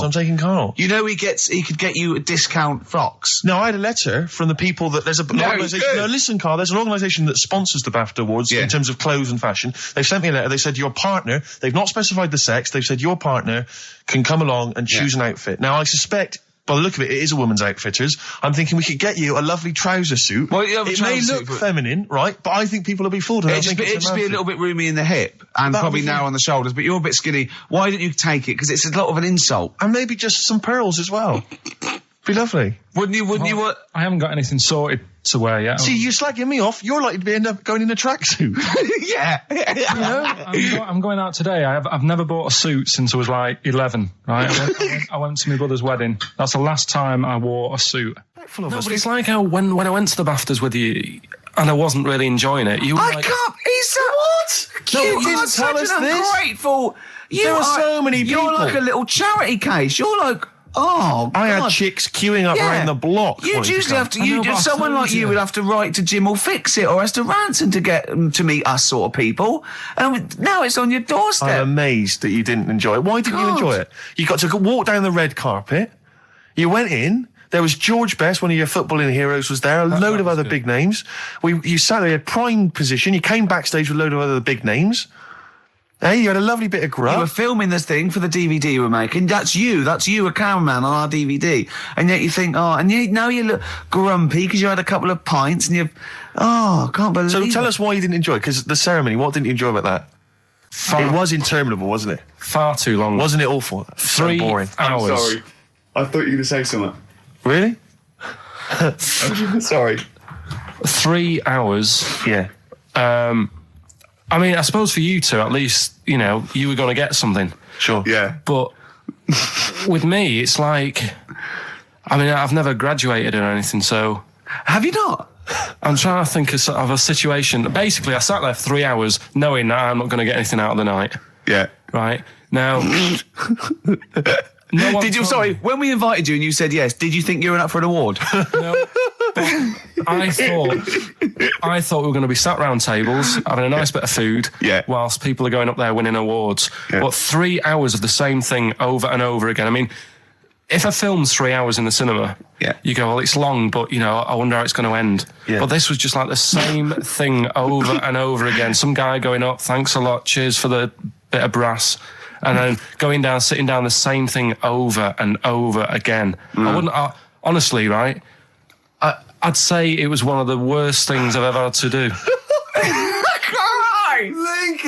I enjoyed the night afterwards when we did have a bit of lamb and a nice bit of veg and that. That was all right, and I went home and I was happy, and I got the little freebie bag that you're talking about that we're giving away. Yeah. Which wasn't much good stuff in it. Oh, all right. Right. No, what would you have done on that Saturday night? Suzanne what would you have done or the Sunday night rather? What would you have done had you been at home? I would have stayed in with Suzanne, right? Watching telly, having a nice bit of pate on toast or something, cup of tea, watching 24. But instead, I had to buy an expensive suit so I didn't show you up, right? Jesus, what are we doing? Yeah. How much did you spend on your suit? Well, in total, right, because, you know, the shoes and the suit and the shirt and the tie, it was about 600 quid. That's the most expensive evening ever. And that's what I'm saying to you. And the daft thing is, it's dark in there. I don't know why you've got to wear a nice suit. You can't wear a tracksuit, for goodness sake. It's dark in there. No, just the shirt and that. It doesn't make you a better person wearing a suit. No, doesn't make you a better person, no. We're not claiming it made you a better person. No, well, that annoyed me. Yeah. I mean, it was an experience, isn't it? That's why I went, because you think, if I didn't go, if I would have said to you when you invited me, no, Steve, I don't want to go, then I would have never known, right? Yeah. And that's my sort of thing in life, right? Yeah. If something comes up, you should take it, even if you're not going to like it. It's a bit of an experience. Right. Do you know what he said to me? I phoned him up because we had to meet up. And obviously he had to pose as my gay lover. Yeah. To get in, right? Yeah. He phoned, what? You said something to me like, I bought a suit, I'm looking good. He said, I'm looking good.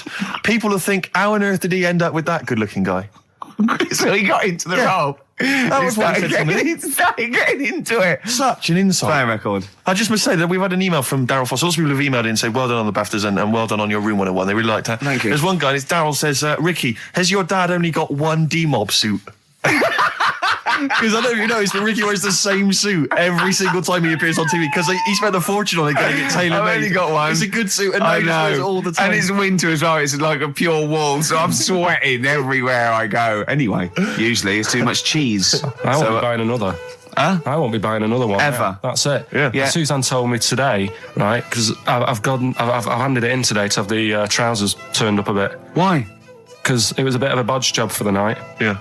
Right. It was just some pins sort of holding it up the other night, but you didn't notice, and I didn't tell you because I thought you'd be getting on the stage and saying, "Look at that freak over there with his pants hemmed up." But I took it to the place to get it done. Suzanne tells me that I'm going to start shrinking now and getting to that age where you start going smaller.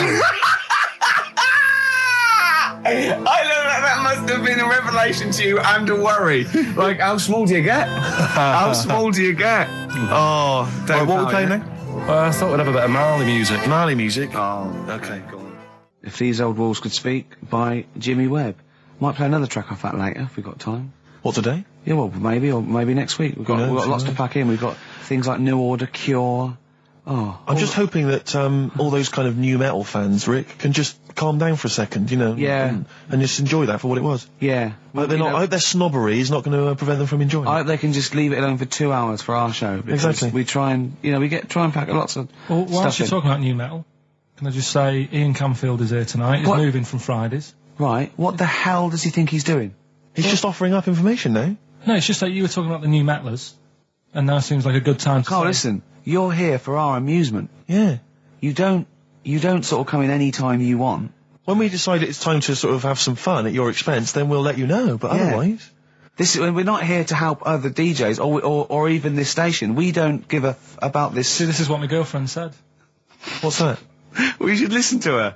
She knows what she's talking about Just- clearly. Now just- put your microphone down. She said they just wheel you out when they need you. Switch your microphone off, Carl, and let us finish what we were saying. Right, just What were Yeah. we saying, Rick? Ian Camfield has got a rock show Oh, right, yeah. starting today. It's 4 hours of pure rock. Yeah, he's probably here smoking, drinking Jack Daniels and just like having pictures of Vance put up around him to get in the mood. Then he'll go out and rock. Carl, don't be silly. Turn your microphone on. We're joking. Is that right? When's he on? 8 till 12 tonight, 4 hours of rock. Lovely. Listen, some big classics coming up, plus huge please play some news ads. about Karl. Please, let's play some more ads. Do you really want some ads? I'm tired of the music and chat. Please play some more ads, Carl. Please. Karl. You are going to be a turntablist. Yeah. Steve never learnt an instrument, which he regrets. And he's a modern lad, and he's using turntables as his instrument. I just got 2 turntables and a microphone, and so far, seriously, I'm cutting it up big style. No, don't laugh, because it is mental, the kind of stuff I'm coming out with. And I'm scratching, I've got the beats, matching. Can you imagine that? Shut up! It's that. No, if- look at the Chemical Brothers, for goodness sake. If you're talking about freaks, look at those weirdos. Man alive! At least you cut your hair at Gavin. You know that whatever it's called. they used to kind of at least faintly appear in their videos. The recent one is just some shots of like what you see from outside a train. To them, that is more glamorous and exciting, apparently, than seeing the lads themselves in the video. Who do you think's cooler to look at, Steve or the Chemical Brothers? Steve. Definitely, yes. You're absolutely right, Carl, and that's the first sensible thing you've said for a long time. If I was to work with Steve on some music, if I had the choice, I think Steve would look better on an album cover. Really? Yeah. What would you do? Would you change him at all? What would you do with his image? I'd put him in the distance, so I can't believe this is... No, just so you don't look as tall, that's doing you a favour. You know, I was on the... This is true. I was on the tube, right, coming in to meet Gervais the other day, and I was wearing a suit, and my mobile phone slipped out of my pocket, and it landed on the seat, and I didn't realise this. And as I was about to get off, some bloke who was sat there like an old guy, he picked up the phone, he went, "Oi, lanky, you dropped your mobile phone." And I was like, well, I thank you for pointing out I dropped my phone, but did you have to do the lanky? But you knew who he meant. I bet you turned round straight away. It worked. Knew he meant, Steve. But he's done you again. But I was the only person stood up. It was a fairly empty train. Was there any other lanky people there? No. Well then. No, but my point was there was no one else at all who was about to exit the train. Okay, so he didn't need lanky. He could have got "excuse me, sir," or "oi you," anything, but "oi lanky." I know. It's that thing, though, isn't it? That's what I'm talking about. You say the thing that you don't want to say. It's like me with Ken Dodd and Will. I think he wanted to say this. Oh, well. I think he took pleasure in it. I think he went, that bloke's lanky. I shouldn't say that. Yeah, I should. Oi, lanky. What's he dropped going to your do? phone. Yeah. Do you want your phone back or not? Electric Soft Parade.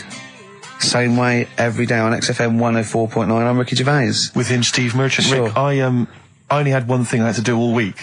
Okay? What was that? I was so excited about getting up Friday morning, phoning, getting Bruce Springsteen tickets. Yeah. The Boss is playing in October. And basically got up too late. Well, not sold out already. You just sold out. It had sold out, but I started calling about 12:30. It sold out. I trawled the net. I trawled all the phone lines. Some of those buys are bulk buys for selling on, aren't they? They're not all individuals. This is the problem. I mean, I don't know how many people they can fit in Wembley Arena, but sold out by 12:30, and that's popular. Wembley Arena? Yeah. It's about 12,000, isn't it? I was so gutted. It was all I had to do. I was so looking forward to it. I phoned up one of those quite dodgy ticket agencies. Do you know how much he was offering to, they're 45 quid to buy. He said the starting price is 225 quid. I mean, that to me is like a ticket tout, like a legal ticket tout. Are they allowed to do that? I don't know. It's crazy. I was so angry. They'd have to say their booking fee was £150. Exactly. But now I'm like desperate. I don't know what to do. I'm just wondering if I can abuse our position on the radio and just try and scrounge them from anyone who's listening. No, I mean anyone who's listening who's got the power to get them, or... This is begging, isn't it? It's exactly what it is, Rick, yeah. Yeah, I was going to try and dress it up. Yeah. But it's just begging. Ticket touts after you as well, for dissing him. Ricky.Gervais... Don't bring me into it. Shut up. Ricky.Gervais@xfm.co.uk. If there's anything you can do to get me a ticket, I'm willing to pay for it. Up to the price of 45 quid. Yeah, wow. No, second hand. 30. You don't want to throw your money around, I'll Steve. give 25 quid, come on. Don't you know who I am? Yeah. But that, I mean, do you know what I mean? Because I'm just, like, I asked Karl if he could sort it out. He's done nothing. He's achieved nothing. I know. So I'm just desperate. I'm in a desperate situation and I don't quite know what to do. I'll tell you this though, Karl. Don't bother doing favours for him because he's not grateful. You give him something and he goes, right, does this mean I have to give you something back? And I go, well, no. He goes, good. Well, I got you Cure tickets and you did nothing but it was whinge about rubbish, it. that gig. There you go. It was rubbish. I went along to that gig. It was a balmy summer's night. The Cure, as far as I'm concerned, owe me a balmy summer's night because I wasted it. Hour and a half they played for. They played 4 hits. I don't want to hear their dirge from like some dodgy album and from like 1984. I'm not interested. Play the hits. Boys Don't Cry, Love Cats, blah, blah, blah, blah, blah. Instead, I got nothing. I was so angry. I was just, oh man, I was You're probably angry at Karl, weren't you? I was angry at Karl for wasting my time getting me the tickets for free. What I mean, if I Karl? paid for it, Are you getting to see what sort of a bloke Steve Merchant is? Doves, Caught by the River on XFM 104.9. I'm Ricky Gervais, Steve Merchant, hello, Karl Pilkington and everything. No, I'm going to be honest with you. Go on. A little bit hungover, don't feel very well. Yeah. I don't know if I'm hungover or still a bit drunk, but I don't feel... You sound like you're still a bit drunk. Yeah, so what I'm worried about... You do every week, so... But what I'm worried about is that the standard will slip. Sure. If I'm not right on the ball. And the other thing is I haven't had a lot of time to prepare the show today. So I don't feel, 100%. Yeah. I haven't done the Karl. Right. Look. Have you finished that sentence? I don't make me laugh because it hurts as well. And the other, there's the other side effect to me being a little bit hungover and or drunk or whatever, right, is that I can be annoying. Right, yes. Because just to amuse myself, I sort of like turn my body off a little bit and just poke and like that and annoy people and that. I want to sort of like. Well, you do the physical equivalent of freewheeling. Don't you? You just I sort of want to climb on Karl and go to sleep on him. Yes. Do you know what I mean? Yes. They both annoy him and it'd be comfortable. Yes. Which is, can be annoying. Just a little thing just to make this show a bit easier. If you'd put your hand up when you want one of us to speak, because I'm not quite sure when the sentences are finished. The hands are up. Okay, good. So, the hands are up. Okay. Okay. Good, alright. Okay. Are you gonna just keep them up the rest of the show, or? No, Karl, do what you, huh? Good, alright. Do you want to, is there an excuse as to why you're a bit hungover? Too much wine. Okay. All last right. night, yeah. Yeah, good. Thanks for Okay. that. Because this is the only work you've got to do all week, isn't it? It's like, unless I'm very much mistaken. You don't have to do anything. You just sit at home eating cheese. Yeah. Then occasionally you do a bit of sort of shadow boxing. And that's exercise. And then you sit and watch TV. Yeah. Is that roughly what you did this week? Yeah. Uh-huh. So this is the only 2 hours you had to do anything for all week. This is you had to prepare for this. Yeah, but who can plan a hangover? Right. You'd think, Karl, you said you had some stuff. Yeah. What have you got? I love the fact that, whereas I was a little bit slow, Karl there leapt into action to keep this show afloat, keep the pace up. Go on. Right, well, Karl, are you hungover as well, or? I'm just a bit annoyed because I'm with you. Do you know what I mean? He hasn't got much to do all week. You're having a laugh. What? What angers me is I kind of hope that maybe I could have quite a long career in radio, and I sort of feel like I don't know, the word sinking ship. Yeah. Those words spring to mind. But because it feels like, Karl, you're just a chancer anyway. You weren't even supposed to be on air, and we've made you into something of a household name, and that's cool. Household name. And Ricky's already a celebrity. He's got it stitched up. He's got corporates. He's got voiceover work. But I've got nothing. I'm running on empty. I'm not nothing. I've got nothing. I'm sort of dependent a bit on this. Yeah. Financially.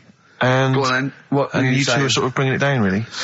Right. Do you reckon I can get my own show, Karl? Karl. Tell them what I did out there with a bid. No, Karl, tell them how funny I was out there with a bid a minute ago. So anyway, come on, I'm right? bored of this. I'll tell you what. will we tease them with what we've got coming up next? Yeah, Karl, tease us after the next Because I record. think we've already got them for 2 hours. Yeah, we've hooked them, Karl. Don't worry, this is textbook radio. What's this? Badly Done Boy. Yeah. Rick, can I just... Sorry, I don't mean to abuse our position again, but... Bruce Springsteen's performing in London tomorrow night, and you remember I made an appeal to try and get a free ticket. Yeah. Well, I don't even mind paying. I tried to pay, but That's good of you. No, I'm a generous kind of guy. And I thought you were me. No, go on. What are you going to say? But you were all going I'm to pay saying for is, ticket. you know, face value. You don't want to be ripped off, do you? No, don't be crazy. Ideally half price. Yeah. And I've been chasing kind of my tail, really. I'm not going at the moment. I'm not going, and I'm desperate to see him, man. He's going to do a great concert. It's his only one in London. I can't believe that being on the radio, being on XFM, the listenership's going up apparently. I can't believe I can't get a ticket. I've asked Karl. He's done nothing. Hang on a minute. No, Karl had a very good point. Nothing. Karl, say what you said when he was whinging in the but first of all, whilst you're moaning, you also asked in the week for a Badly Drawn Boy album. Yeah. You got in today. Yeah. There's one there for you. Well, yeah. But it's yin and yang. And it's like, but I do, Karl, what's Steve ever done for you? That's what you got to ask yourself. What has Steve ever done for you? Well, he took me to the BAFTAs. Yeah, but only because no one else would probably want to go with you. I can't believe that. What is I this? do not believe that. Oh, Steve, I'm going to stitch you up now, Karl. And it's in a nice way, and don't worry, it won't be too bad. He won't take it too bad. Karl sent me a little text message today. Right. No, Oh, what is this? Right, okay. Okay. I'm in a very frail mood at the moment. No, I'm you're not like going to this see one. Bruce. This is funny, because me and him have been, sending trivia back and forth to each other. Which is another point, right? I sent him... Oh, well, I'll get to that in a minute. I thought he'd really be amazed with, Well, while you're fiddling, if you can make my dream come true, to go and see Bruce Springsteen tomorrow, then give us a call on the usual number. Well, like I said, Steve... What? Right, It wouldn't be right. You just said when the song was on, can't believe it, right? We work at XFM and I can't get tickets for Springsteen, right? Yeah. We work in radio, we should get tickets. Right, now think Which of I'm the willing amount to pay for. Yeah, but think of but if it's sold out, it's sold out. Yeah. Yeah, right? but that's just something they say. Right, that's just what they say, is it? Right, so everybody on local radio stations say, do you know, I like that Bruce Springsteen, I want a free ticket, right? So another say... I tried to phone. I phoned for an hour and a half. I couldn't get through. Not long enough. I've put the hours in. Not long enough. Not long enough. What are you talking about? I put the hours in. No. Right, so another 400 people turn up at the gig. They cram them all in. There's people being crushed. You know, they've paid the money early. They were up early that day when the phone lines were open, whilst you were probably sleeping and that. So they're dedicated, and they're the ones at the front getting crushed. What? Would your Why mum and are they dad getting be crushed? happy if you were there getting crushed? I don't mind. I'll sit at the side of the stage and watch him. Yeah, but I don't mind. But everyone will say that then, and then What? before you know it, Yeah. no one can see anything because you're all Carl's on right stage. on this one. Leave Right, it. yeah, Leave it. right, I'm going to give you this. I'm handing over my mobile phone to Steve to read the. You can see it's from Karl at the top, but just read it out as you scroll down. Just read it out loud. Is this a text message from... Yeah, this is a text message to me from Karl. Read it out. To see at night as well as an owl, you would need eyes the size of grapefruits. If only Stephen could turn his head right round as well. Carl, I can't believe it. What upsets me most, Carl, right, is not the fact that you've been slagging me off behind my back. It's the fact that you've got the cheek to come on here and moralise because you failed to get me tickets and make a dream come true. You've come on here trying to pass the buck and say that it's a health and safety problem, when in actual fact it's a Carl Pilkington problem. Do that. I've got it in a bin. I'm devastated. You know, let's play a record. I'm I should upset. have eaten this banana off air. What's the number? It's 08700 800 1234. But if it's sold out, Steve, it's sold out. A bit of a classic here. R.E.M. I bet if Ricky wanted to go, it'd be fine. I'm sure someone could sort it out then. Who? Oh, if Ricky Gervais wants to go, then I'm you can going. come. Are you? No. You want some tickets, then? I had a bit of good news this morning. Go on. I was on the tube coming down, and I don't want to sound arrogant, I don't want to sound pushy, but I was at Green Park, and I'm fairly certain, Rick, it's not 100% corroborated, I'm fairly certain that a woman pinched my arse. So what do you think of that? Yes. There's a lot of pickpockets around Green Park, so be careful. No. My wallet was still there. Really? But even if it wasn't, you know, that would have been money well spent. But the wallet was still there. So what do you think of them apples? Eh? So what did you just pinch off? I can't confirm it at this stage, exactly what happened, but it certainly felt like a pinch. I looked round, there was a woman behind me. Right. She was fairly old. I think she's probably in her mid-30s. Right. Kind of reddish hair. Right. I don't know if she's listening. Right. But she knows where I am.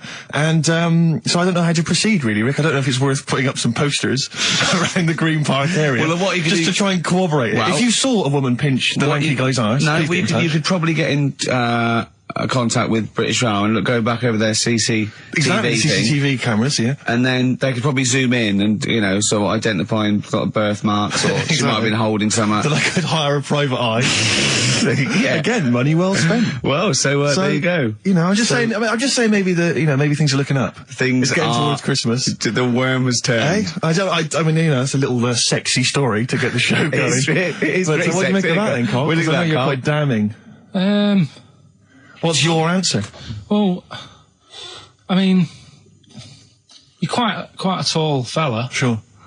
so she must have really wanted to sort of reach up and have a pinch. Do you know Well, what you I think mean? maybe was a dwarf? she did it with her teeth? He didn't say she was a dwarf. No, but Steve's taller than, you know, his arse. Yeah, but his arse Yeah. isn't 6'9", is it? His arse is about 3 foot off the floor. 4 foot? What? 4 foot off the floor? No, I don't think so. About 3. She'd have to be a midget to have to reach up to pinch Steve's arse. He is very tall, but I don't know what your point is there, Carl. You're just trying to, you're just, No, I think no. maybe just a little bit jealous. Just a little bit of jealousy. How many cats do you say you've got through? I'd say whilst I was living at home, I mean, it's still on the increase even though I'm not there. So whilst I was there, probably 5. God. Wow. oh, Yeah. And were you upset each time, or you just got used to it? It's one of them things, isn't it? Like I've said before, when you first see something, it's a bit of a shock. Do you know what I mean? It's like the Elephant Man or whatever. Yeah. First time you see him, it's that sort of, oh, look at that. Do you remember the first time you saw Steve? No, I'm not being funny. Do you remember the first? Yeah, but I've said this before. It's always then you get used to how people look, and you don't. No. I'm gonna burst. You have to play a record. No, but because I just see Steve's face. No, but I've got used to it. Shut up.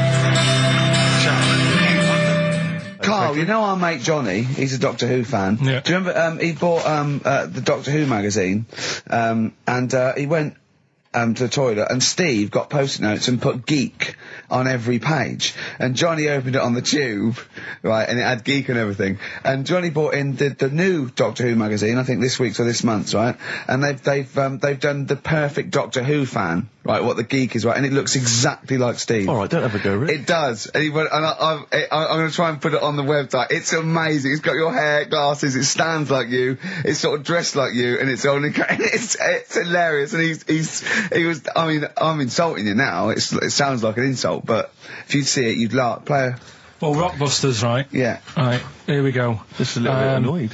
Just 3 clues. We've lost all the energy in this show, haven't we? Well, I can't get over that insult. I'm just a little... No, Three. we did though. It just came out, no, I can be honest with you, Rick, it 3 came out left clues. field. I wasn't expecting an insult. No, And, but I I think think there was a sense of camaraderie on this. No, I'll bring Just it in, email and in you'll see what I mean. ricky.gervais at Right, play a record. I'm xfm.co.uk. just annoyed. I can't What are we listen to doing? Robert's I'm just reading out the clues. Should we put this? Let's put this one in for the Sony Award. Let's put this show in for the Sony Awards. Play a song, Carl, because I need to discuss things with him.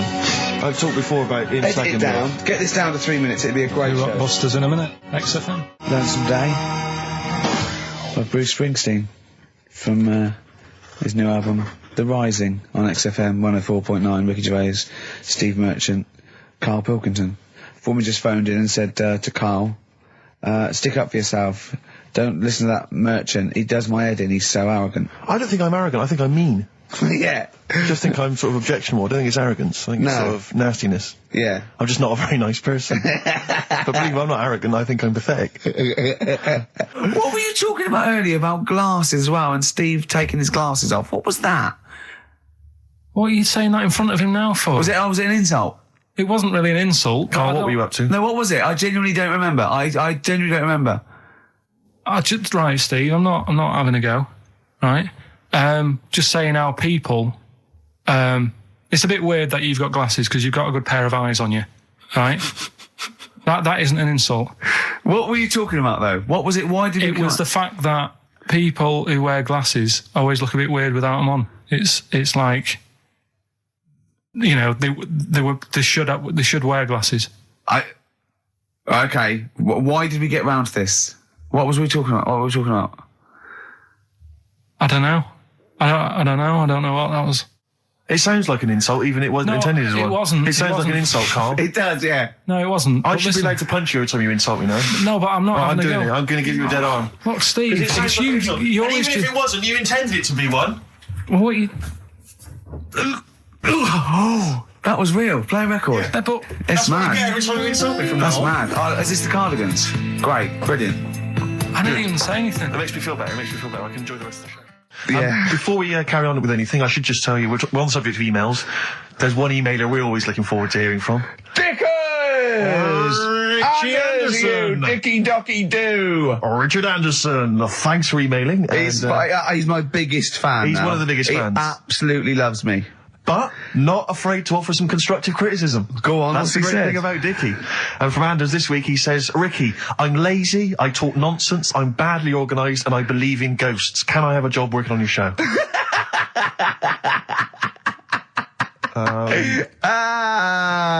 Possibly, Anders. Maybe send in a CV.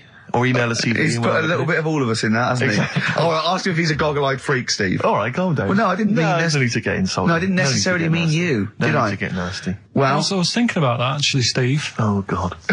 Just talking of the old. What? What? Talking of the what?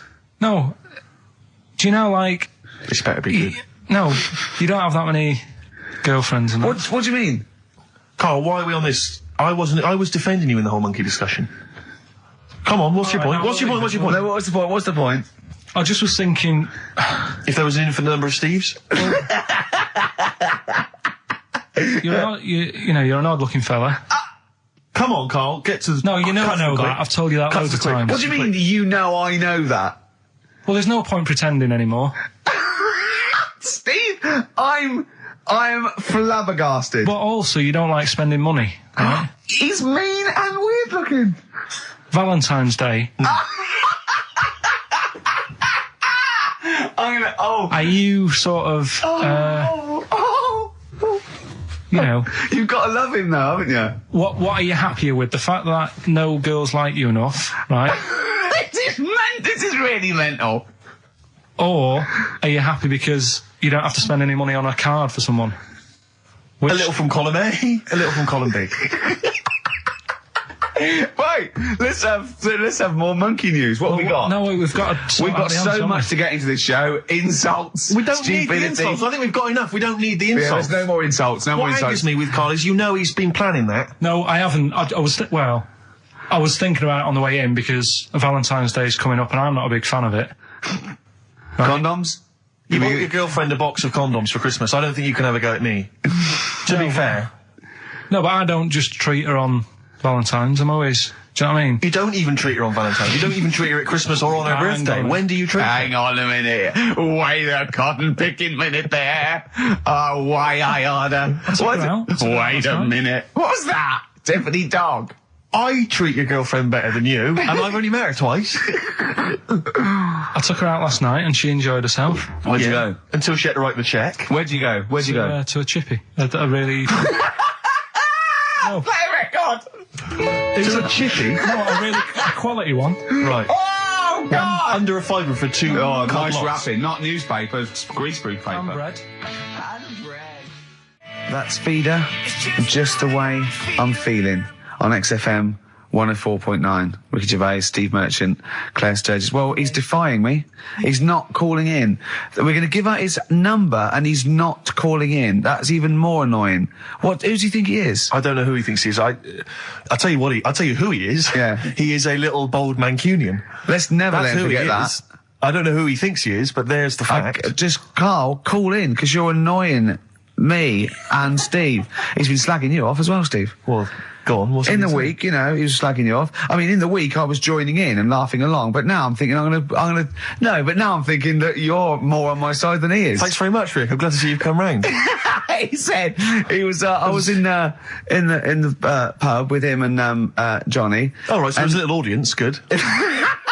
And he went, have you seen Men in Black 2? I went, no. He said, have you, Johnny? He went, no. He went, there's a thing in it that looks just like Steve. And I went, what? He went, it's a thing, he's got really gangly arms and bulbous eyes, and it just works really fast in the Aliens registration thing. And I went, all right. I said, we'll bring that up Saturday. Since he's not here, you know, what do you think of that?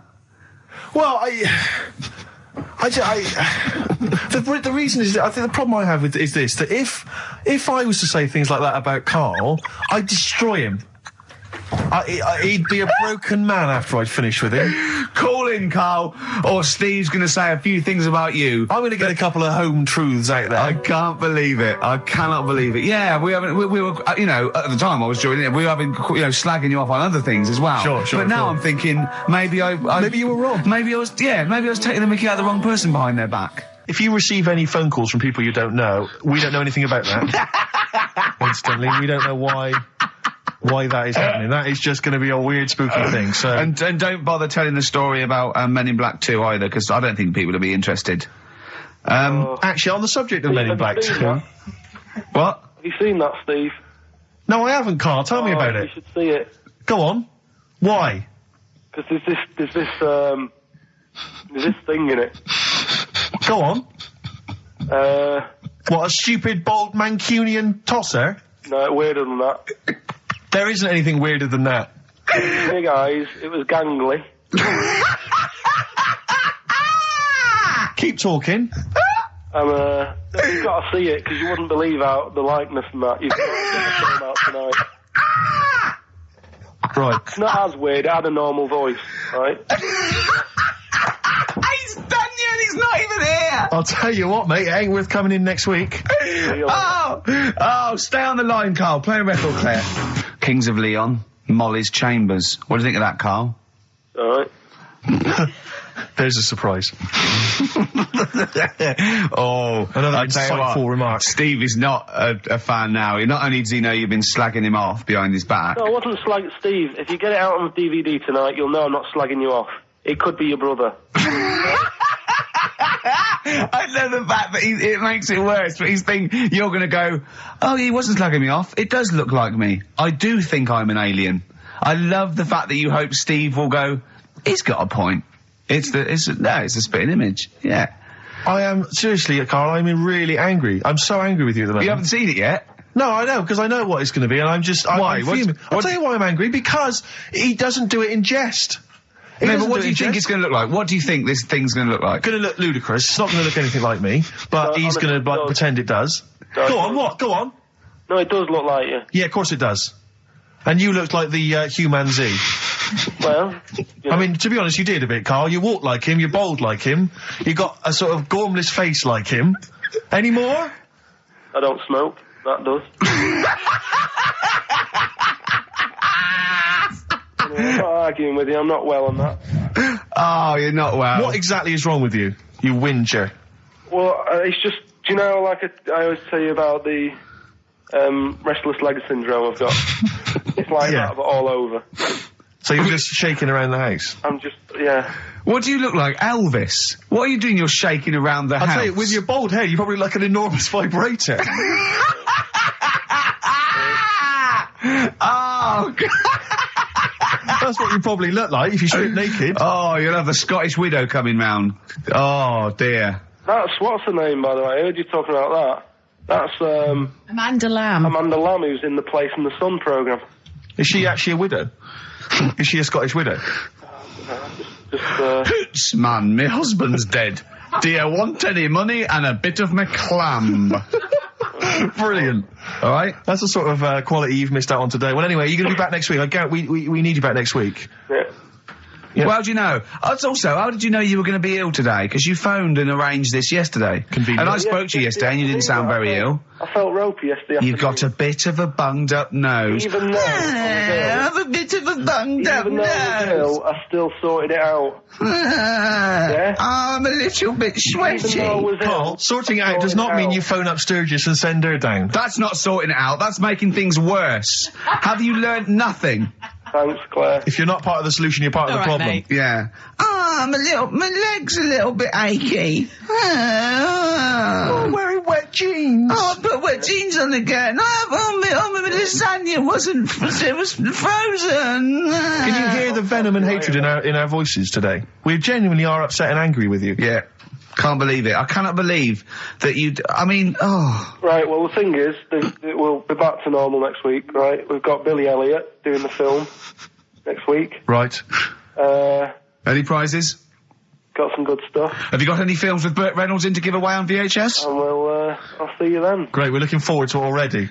I'll see you later. See you later. Hot heat, bandages, XFM, we're off, innit? That's it, it's all over. Yeah. Back next week. Yeah. Thanks, Claire. Bye. Total respect. Yeah, Yes. nice one. Keep it real. See ya. Carl, I need the phone number of your girlfriend. Let me explain why. I was lucky enough, once again, to be on your quiz team this week. Ricky... Still to beat me. He's still to beat me with his team, yeah. Second I came. We sort of the gang here and some friends, we sometimes go down to a pub quiz in the local area, and I was very nicely, I was invited by Karl to be on his team. Twice now I've been on that team. Ricky's always on another team. And what can I say, Karl? Do you mind me saying this now? Because I've analysed the team, and it's very much your team, and you've put the team together. You've recruited some excellent personnel. Your girlfriend's very, very good on the team, as is one of her work colleagues. And you normally bring in, someone like myself. I like to think I've been providing something with the entertainment section. I seem to remember last time I answered at least 6 or 7 questions that other people hadn't got. So I felt I provided something there.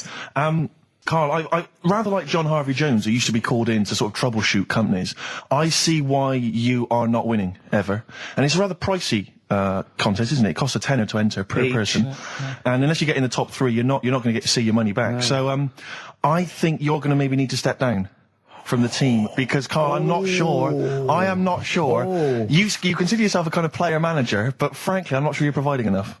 Right. See, this is funny, because as bad as I imagine you are, I don't think Steve would make it into my team, so he's getting a bit cocky here. I want to know what your opinion of him, because he's told me he's great on it. Well, you bang out of order, first of all. Okay. Do you have a good night when you're with us?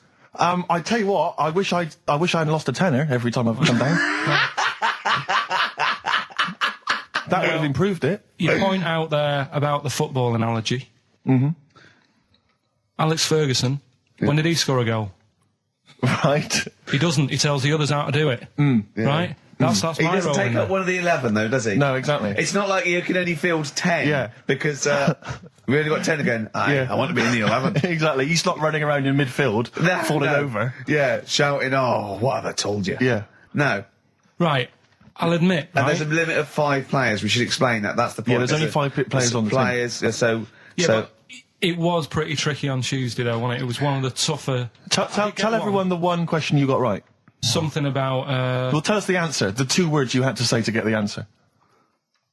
Danny Minogue. Danny Minogue. That was what you provided, Danny Minogue. Is this valuable? Well, no, not really, because there was at least 2 of us who also knew the answer. Oh, well, we gave him. No, exactly. We gave it to Karl. We massaged his ego. I just feel Karl. Do you know what? I feel a bit bad now because I just sort of either had a crushed face. Then. Can I just tell you right now? He just can't believe this. Can I just tell you right now? I think the problem is this. I think there's that precious 5th position that is not being filled at the moment, I think, consistently enough by a decent player, right? You've got a solid team. I'm thinking if you want to remain on the team, you are going to have to pull your finger out and find a 5th member that is going to provide, and I'll tell you where the weaknesses are. I can tell you right now, mate. The weaknesses are natural history and science. Something which Ricky Gervais is scoring on week in, week out on his team. There is a few. Now, if he was available for a transfer, we could be fine. But we've got to find someone to fill in that space. Otherwise, I'm either going to quit or you're going to have to step down. Because I don't think I can be on a team where there is these obvious deficiencies. There are visible deficiencies in the and, team. you know, the £10. That's £10. I'm not made of money. That's once a month. I've seen him depressed for 2 hours when he lost £20 at a casino after Don't bring 5 it back. hours Don't bring that back. Don't bring up that again. Yeah. That story. He doesn't like wasting money, Karl. You know that. What do you think? What's the solution? We've got to think proactively now. We've got to sort this out. See, there's always other things going on in my mind when I'm in that pub quiz. For me, it's just a little bit of fun. Sure. It's a night out. Do you know what I mean? Suzanne enjoys it. Yeah. It's a bit of a get-together. We have a chat beforehand. Yeah. We have a bit of fun. Yeah. But there was other things on my mind. What Karl, I could do that here. I don't have to lose a tenner. Wait, what were you thinking during the quiz then when the questions were coming out? What were you thinking of? Well, what it was, right, just before the quiz started, I had to go to the toilet, right? Because the rule is, right, people who don't go to it, once it starts, phones off, no more toilet. The room, they take it dead serious, don't they, right? Yeah. So I went to the toilet. Now, I'm not being out of order here, it just got me thinking, right? I went to the toilet. The gay fella in there, right? There was a gay fella in there. Gay fella in the toilet. Now, How could you tell? How did you know? just typical, you know, everything about it, right? Everything about it, right, yeah. Oh. What, large handlebar moustache, leather cap. Butt plugs, amyl nitrate. Could I just say that these views do not reflect the views of the management of XFM or me and Steve. Or most of the people in this country. Go on, Karl. What's your problem? Yeah, but this is what I'm worried about, really. But this is why I only got Danny Minogue right. Right? Because this was floating around my mind. Went to the toilet. Now, go into the toilet. They have like men's cubicle and they have women's cubicle. Yeah. Now, without sounding out of order, is it wrong for me to think gay men should have their own little cubicle? Go in. They should have their own... Well, not cubicle. You mean an actual toilet, I suppose. When I was at the urinal, normally, you know, there's a fella there and then you go, all right. And there's no pressure. But I couldn't go. I was thinking, should I wait? If I go into the toilet, it'll look obvious. Yeah. I had loads of pressure and this was going on. What were you worried about? I'm so sorry. What were you concerned about? Viewers? I'm so sorry. Well, it's like, right, listen, when I was a kid, right, and it's all right for you to go into women's toilets when you're a kid, it's like, oh, it's a bit cute, right, as long as you're not, like, over 15 or something, right? Right. But when I was a kid, I went into a toilet, and women, when they use their little cubicles, they don't shut the door. Some of them just sit down on the toilet, right, and you see everything. And, no, seriously, that's probably one of the first times I saw, like, a woman. Yeah. That, right, and my Auntie Nora when she was staying over. What happened with your Auntie Nora? She was she's into wearing caftans. Into wearing what? You know, caftans. Oh, yeah. What are caftans? Big, bellowy sort of dresses. Right. And, yeah, I used to sit on the floor at home in front of the telly. Sure. She was on the chair behind. Yeah. She did a bit of a sort of a Sharon Stone scene. Oh, God. Yeah. Did you see it? There was no underwear. No. What age were you? What was it like? What age were It you? was like a ripped tennis ball. What? Right, we're off air. We're off air. Either that or put us in for the Sonys. All right. Here we are then. 1 o'clock. Yeah. Hey. XFM. I'll tell you what you should play. No, I'll tell you what, before you say, Yeah. we're back then. Yeah. We're back in town. Well, that was what I was going to say. You should we're play Boys Are Back in Town. No, by this Thin is Lizzy. Boys Are Back in Town. You should play that then by Thin This Lizzy. is just a sec. Talk then. Someone should talk. It's obviously already a shambles. Can you believe that? I'm amazed that we're back on the air and it's already a shambles. What are you doing? What? What are you talking about? I'm talking. No one was speaking. The record was ending. No one was speaking. It was just. Well, I might shoot off. Already, I might shoot off. It's Thin like Lizzy. nothing's changed. Boys Are Back in Town on XFM 104.9. We're back then, aren't we, Karl? I'm Ricky Gervais, with me Stephen Merchant and Karl Pilkington. I'm not coming back. I'm definitely not coming back. Oh, care that I'm not coming back. Rick, I seem to remember at the end of the last time we were on, what was Yeah. that, 3 months ago? Yeah, 3 months Karl ago. said he's never going to do the show again. There was Yeah. nothing that was going to bring him back. Yeah. He didn't enjoy it, wasn't going to do it. All the ruse, right? Really? Yes. I've known him been coming back for about 2 months, you know, because he's got our agent now representing him. I thought he was a I fool. haven't really. Why? Well, what's he done for me? What's he done for us? No, I know, but I mean, he's your agent, so, and he's sort of calling Graham. And it was all a con, so Karl could get Mondays off. Poor Graham, the station's struggling enough as it is. Yeah. It's like running around like a headless chicken. Yeah. No one's listening. That's why I don't bother talking on a record then, because there's no loss Sure. to London. Sure. Right? It's pointless, this show. We don't do it for the money. We don't do it for the kudos. I don't know why we do it. No. Is there anything on telly at this time? I'm going to have to lie in. I know. But, it's all a ruse to get Mondays. He's got Mondays off now, because he has to do the show, 2 hours, right? And he's still getting paid. And it's all a con, because he knows that he's holding him over a barrel, and it's like, oh, we've got to keep Karl happy. Right? I had Mondays and Tuesdays off before Duncan got involved. No, but you know what I mean, though? And it's like, poor Graham, who's the MD, that in charge of the thing, probably pulling his hair out, worrying about the station, right? You know, it's a sinking ship. And then Karl comes along, well, I'll do it, but I want Mondays off. He's probably sitting at home now. His family, he's probably ridiculed by his wife. His kids almost certainly would have lost all respect for him. That he's been his fooled mates. by Karl Pilkington. He calls his mates and go, oh, I'm busy, Graham. I don't, I just can't think. It's just... It's embarrassing. But do you know what I mean? And you think it's funny, and you think you've got one over him. He's going, I don't Monday's think off it's for 2 funny, hours. Yeah, you do. You think, and now you're embarrassed we've said it on air. But not. you're only conning yourself in the long run. Because, do you know what I mean? I hate that sort of, the world owes me a living, what can I get out of the world? What are you going to give back to the world, Karl? What are you doing now then? Are you going to prepare Mondays? I told you, what I have you don't- prepared for this show now? You've had 3 months to prepare. Yeah.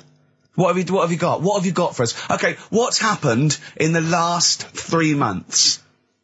What, in this place or just my life? Well, what have you got for us? 3 months, we're turning about, you get Mondays off, you're getting paid for it, you've got a cushy deal, you're having a laugh, you're taking the piss out of the management, right? So, what have you got for us? Give it to us. I've kind of, updated Rockbusters a bit, Right, brilliant. Yeah. right? So, and you said don't mess with it. If something's good, don't mess with it. What do you mean it wasn't good? It was never good. It was never good. No, Of it was course we never had to good. fix it. It was fun to do. It was a laugh. I mean, I imagine it was much more fun for me than the 450 listeners. You know what I mean? I enjoyed it. I enjoyed squeezing your head and dressing you up. No, but that's just it. When I had a meeting with Graham, right, I said, look, I'm not being funny. I don't want to do it anymore. Yeah. I've had enough of it. Yeah. And he was like, oh, what's up with you? You sounds like you have a right good laugh. I said, yeah, but that's all good acting and stuff. I said, it's hell in there. I said, like he's talking about Vietnam. Yeah. It's like, having my head squoze, right? What? Squoze is still not a word. We've been away 3 months. It's still not a word. Right? Yeah. I said, he's putting a dustbin lid on my head. You told this to the MD. He's hitting me with a tray. Yeah. He's chucking toilet paper at me. Yeah. And he said, yeah, but that's all over 2 years. I said, no, that was the same day. So Okay then, what has changed in 3 months? They're listening. They've been listening for 6 minutes now. Come on, give us something. bit of Nickelback. What's happened in 3 play a days? record and let them 3 think. months? What in my life or Yeah, here? Nothing's yeah. happened here. Nothing's changed here. Right. But I don't know. What? Do you know? Last time we were on, Yeah. right? And I was telling you about the woman over the road where I live. The one that walked around naked. There's a woman who walks about the flat naked. This right? is when Karl was watching a woman naked. Then she looked at, saw him looking. So what he did, this is the genius he did to get out of this. He pulled his pants down, so he was naked too. His girlfriend comes in and goes, "Karl, what are you doing?" He went, "I can't tell you now, but don't look out of the window." Yeah, go on. So Sorry. that woman, she's bought some blinds.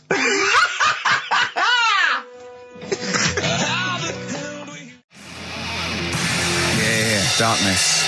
I believe in a thing called love on XFM 104.9. I'm Ricky Gervais. You're Steve Merchant. Sure. That's little Karl Pilkington over there. Where is he? There he is. There he is, yeah. All right. Yeah. Hey, back together again. The old gang. Yeah, it started last week. Yeah, I think triumphant return. I think it went well last week, didn't it, Karl? Good show, wasn't it? You loved it, didn't you, Karl? Brilliant, right? Yeah? Yeah. Now, you weren't speaking to Suzanne last week at this time because you said she had a haircut, probably quite an expensive haircut. She's a lady in media. She's got to look good. She probably doesn't go to the barber like you or just shave it at home. Probably spent quite a little bit of money on it. She came home. She thought, well, my sweetheart, my lover, my sweetheart, you know what I mean? The man in my beau. life is gonna love this. Well, he adores everything about me. He's going to love my hair. She walked in. "Hello, Karl. All right. You look like Dave Hill from Slade," is what Hugh said to the poor woman. And then talked about it on air. She was furious about that. So Did what you did you listen, do? Karl? She did listen, yeah. She wasn't happy. Did you hear you slagging her hair off? Yeah. Well, what So this is probably annoying her now. Well, no, it doesn't matter. We can do a lot today because she's at work. So And of course, no one's going to tell her. let's have a chat about a fat arse, shall we? Let's get it all done. Oh, dear. You are in so much trouble. That's. Look, he's realised he is a little bit worried. Oh, didn't you go and buy her a coat or something? Took her out on Sunday and treated her to a new coat and that. Yeah. But I offered, I said as well, I said I'd pay to have it done again. Oh no, Karl! You have. Oh God! Oh my Christ! So she listened to the show. What did she say? You got home, she'd heard you slagging her hair off. Imagine that. He thinks that's a good thing. We've won the polls. Brilliant. What are we doing? Well, you can have facial surgery now, love. It's sort of like, it's just, Christ. You offered to have it done again. Unbelievable. Yeah. But I got home and she's like, "Oh, being moody with me," right? Yeah. You thought something's wrong. She must have listened to the show when I was slagging off her hair. His first thought was she's probably looked at herself in the mirror. She agrees with me. Yeah, that barber's been round again. Yeah. And she just said, "Oh, that wasn't very nice of you, was it?" Oh. So I just said, "Hang on a minute." I said, "That's what we do on the show. When I'm slagging off, Chinese people looking old or whatever, I said, you never interfere." Sure. I love the fact. She's got to get her priorities right. I love the fact that she's in the same queue as a billion people you've never met. Yeah. That's fantastic. She's in the same queue. Well, look, you didn't complain when I was because slagging off. Karl, I don't think Karl has ever admitted he might be in the wrong. Ever. Certainly not to you or I. So did you That admit... is so true. Isn't it? That is so true. He's never admitted that he might be in the wrong. So did you, in this instance, agree that maybe you'd overstepped the mark? No, I just said she took it badly. Do you know what I mean? It's only a haircut. Yeah. Yep. Well, So, Steve, you haven't seen it, so you can't start interfering on this one. No, okay. No, I haven't seen it, but I very much doubt she looks like Dave Hill from Slade, who, if I'm, unless I'm mistaken, used to cut his hair with garden shears blindfolded. Well, So, you know what I mean? And did her teeth stick out and she started speaking with a Brummie accent as well? I've got used to it now anyway. So, And so did you bought? So at some point you came crawling back and you said, "Do you want me to buy you a coat?" I just said, let's leave that. Let's go out and have a good weekend. Sure. But get your hat before we go. And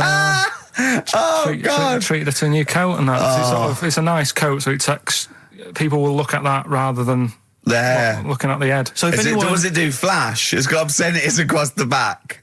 if anyone who knows Carl's girlfriend is listening, Tell her. and maybe you're a work colleague and you're listening to the show, Because or I what think or this is something, terrible. Get her to phone him now. Get her to phone him now. I mean, Get her forget to phone on the hair. XFM number. What's the fat ass complaint line? Because you are in deep shite. That's Michael Stipe and his boys from Rapid Eye Movement. Bad day. I hope you're not having a bad day. It's Saturday. It's 1:05. I'm Ricky Gervais with me, Steve Merchant and Karl Pilkington on XFM 104.9.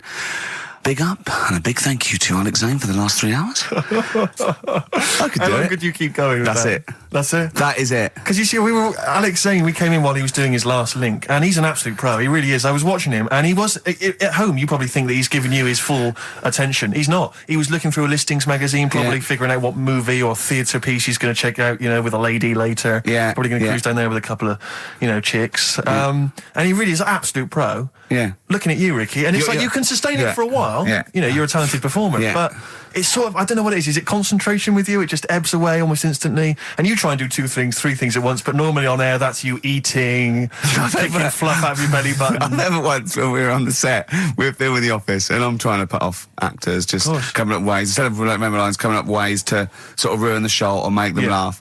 And you came out and went, Rick, it's like having your own TV show isn't interesting enough for you. Yeah.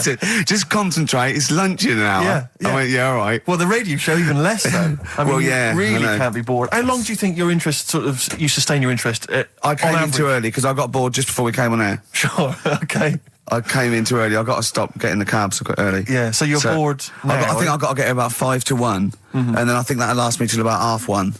At Again, least. as he was saying that, he's not giving you his attention. He was kind of leaning back. He's put his feet I've up got now to on be the comfortable, desk. haven't I? And this CD rack's in the way. Sure. Well, you get yourself comfortable now. Get yourself settled. And then sort of... Because a lot of people will move the there's the microphone moving Yeah, I now, that's know. the squeaking going I've on. broken You've the broken the CD. CD rack. You I could know. actually, of course, you could move the CD rack by getting up and moving it. No, that's too much effort. You've got to try and do that whilst angled on the seat. I'm nearly laying down. It's almost horizontal. It's the most you can get.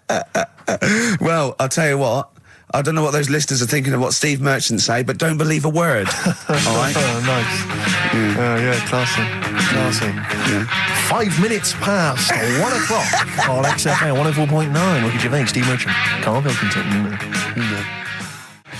A retro cut there, Thin Lizzy. Don't believe a word on XFM 104.9. I'm Ricky Gervais, with me Steve Merchant. Bubba-doo-boo. Who's that over there? It's Carly Pilk Boys. You all right, Carl? Oh, that's clever. How you doing? Yeah, I'm all right, yeah. Yeah. Wallace Chambers, Kings of Leon on XFM 104.9. I'm Ricky Gervais, with me Steve Merchant and Karl Pilkington. And England are world champions again then, so... Oh, it's brilliant. It was amazing, wasn't it? See, I'm not a rugby man at all. I never watched rugby. I think the last time, was when we won about 12 years ago, whenever it was. And I got into it last week because I realised we were doing so well. I watch England win anything. Yeah. Do you know what I mean? I don't care what... In fact, I wasn't into war when I was little until I realised we were so bloody good at it. We are really good at it. It's brilliant. But, yeah, fantastic. Yeah, it was great. Right, that's the rugby thing over. That's What dealt next? with. That's it. That's all I've got. That's all I had today. It does steam me. Sometimes I watch it and it does remind me of when I play rugby, because one of them will boot it down the field and then someone will catch it and boot it straight back again. Yeah. Which is essentially how we I was play made rugby to at play school. rugby. We had to play rugby. Yeah. And I don't think I'd get rid of the ball so quickly. Yeah. I don't think I ever got tackled or fell over. Yeah. I think I touched the ball about 20 times in the 2 years it was compulsory. Yeah. I was terrified. Yeah, And absolutely. that's same as cricket. I can't. I'm a terrible batsman. I'm all right at bowling, but it seemed like the pastime for people I went to school with was to injure you. Yes. It was funny to see someone poleaxe. It was funny to see someone get a cricket ball in the head. Absolutely, yeah. You know, I never so- relaxed into rugby because the first day I was going to play it, my mum, I swear to God, my mother said, "Are you playing rugby today? You got the kit and everything. Enjoy it. Be careful." There was a kid at my school who broke his neck. And Cheers, Mum. thanks very much for that. See you later. So I just went to school absolutely Man, one thing, petrified. broken neck, is that, or do you get better in a couple of days? Oh, you can find your wheelchair. No. Enjoy the game, though. Yeah, no, it was absolutely petrified. I was just petrified from that day See, on. at least American football, Got the padding, helmets. the helmets. Yeah, but anyway, well, no injuries, thank God. Thank goodness. So, Well, I tried to play rugby, but it's awkward when you've got glasses. I don't know, there's something about you didn't really play with glasses on. Yeah, of course, I couldn't see anything, could I? I couldn't see anything. How else was I going to play?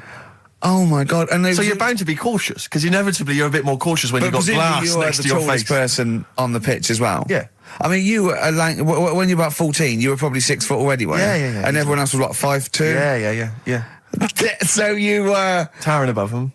with glasses on. Just with the glasses on. And you've got pretty cool glasses now. Thanks very You've much. had a bit of a makeover. It's like Trinity and Suzanne said, Yeah. first thing to go, the glasses. Sure, sort them out, yeah. Yeah. And presumably you used to have those National Health sort of bottle. Pretty much. Yeah. Is it true? You've never been able to mosh at I a tried to concert? mosh.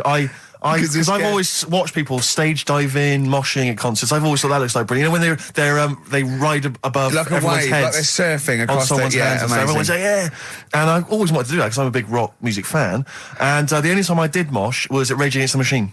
I tried to mosh at Rage Against the Machine. I love the idea of a band called Rage Against the Yeah. Machine. Yeah. Aimed at a man with glasses who Yeah. won't mosh. Well, it was at the Reading Festival, and I think the lead singer, I forget his name, he went, can I just remind everyone that racism and fascism are on the rise in Europe again.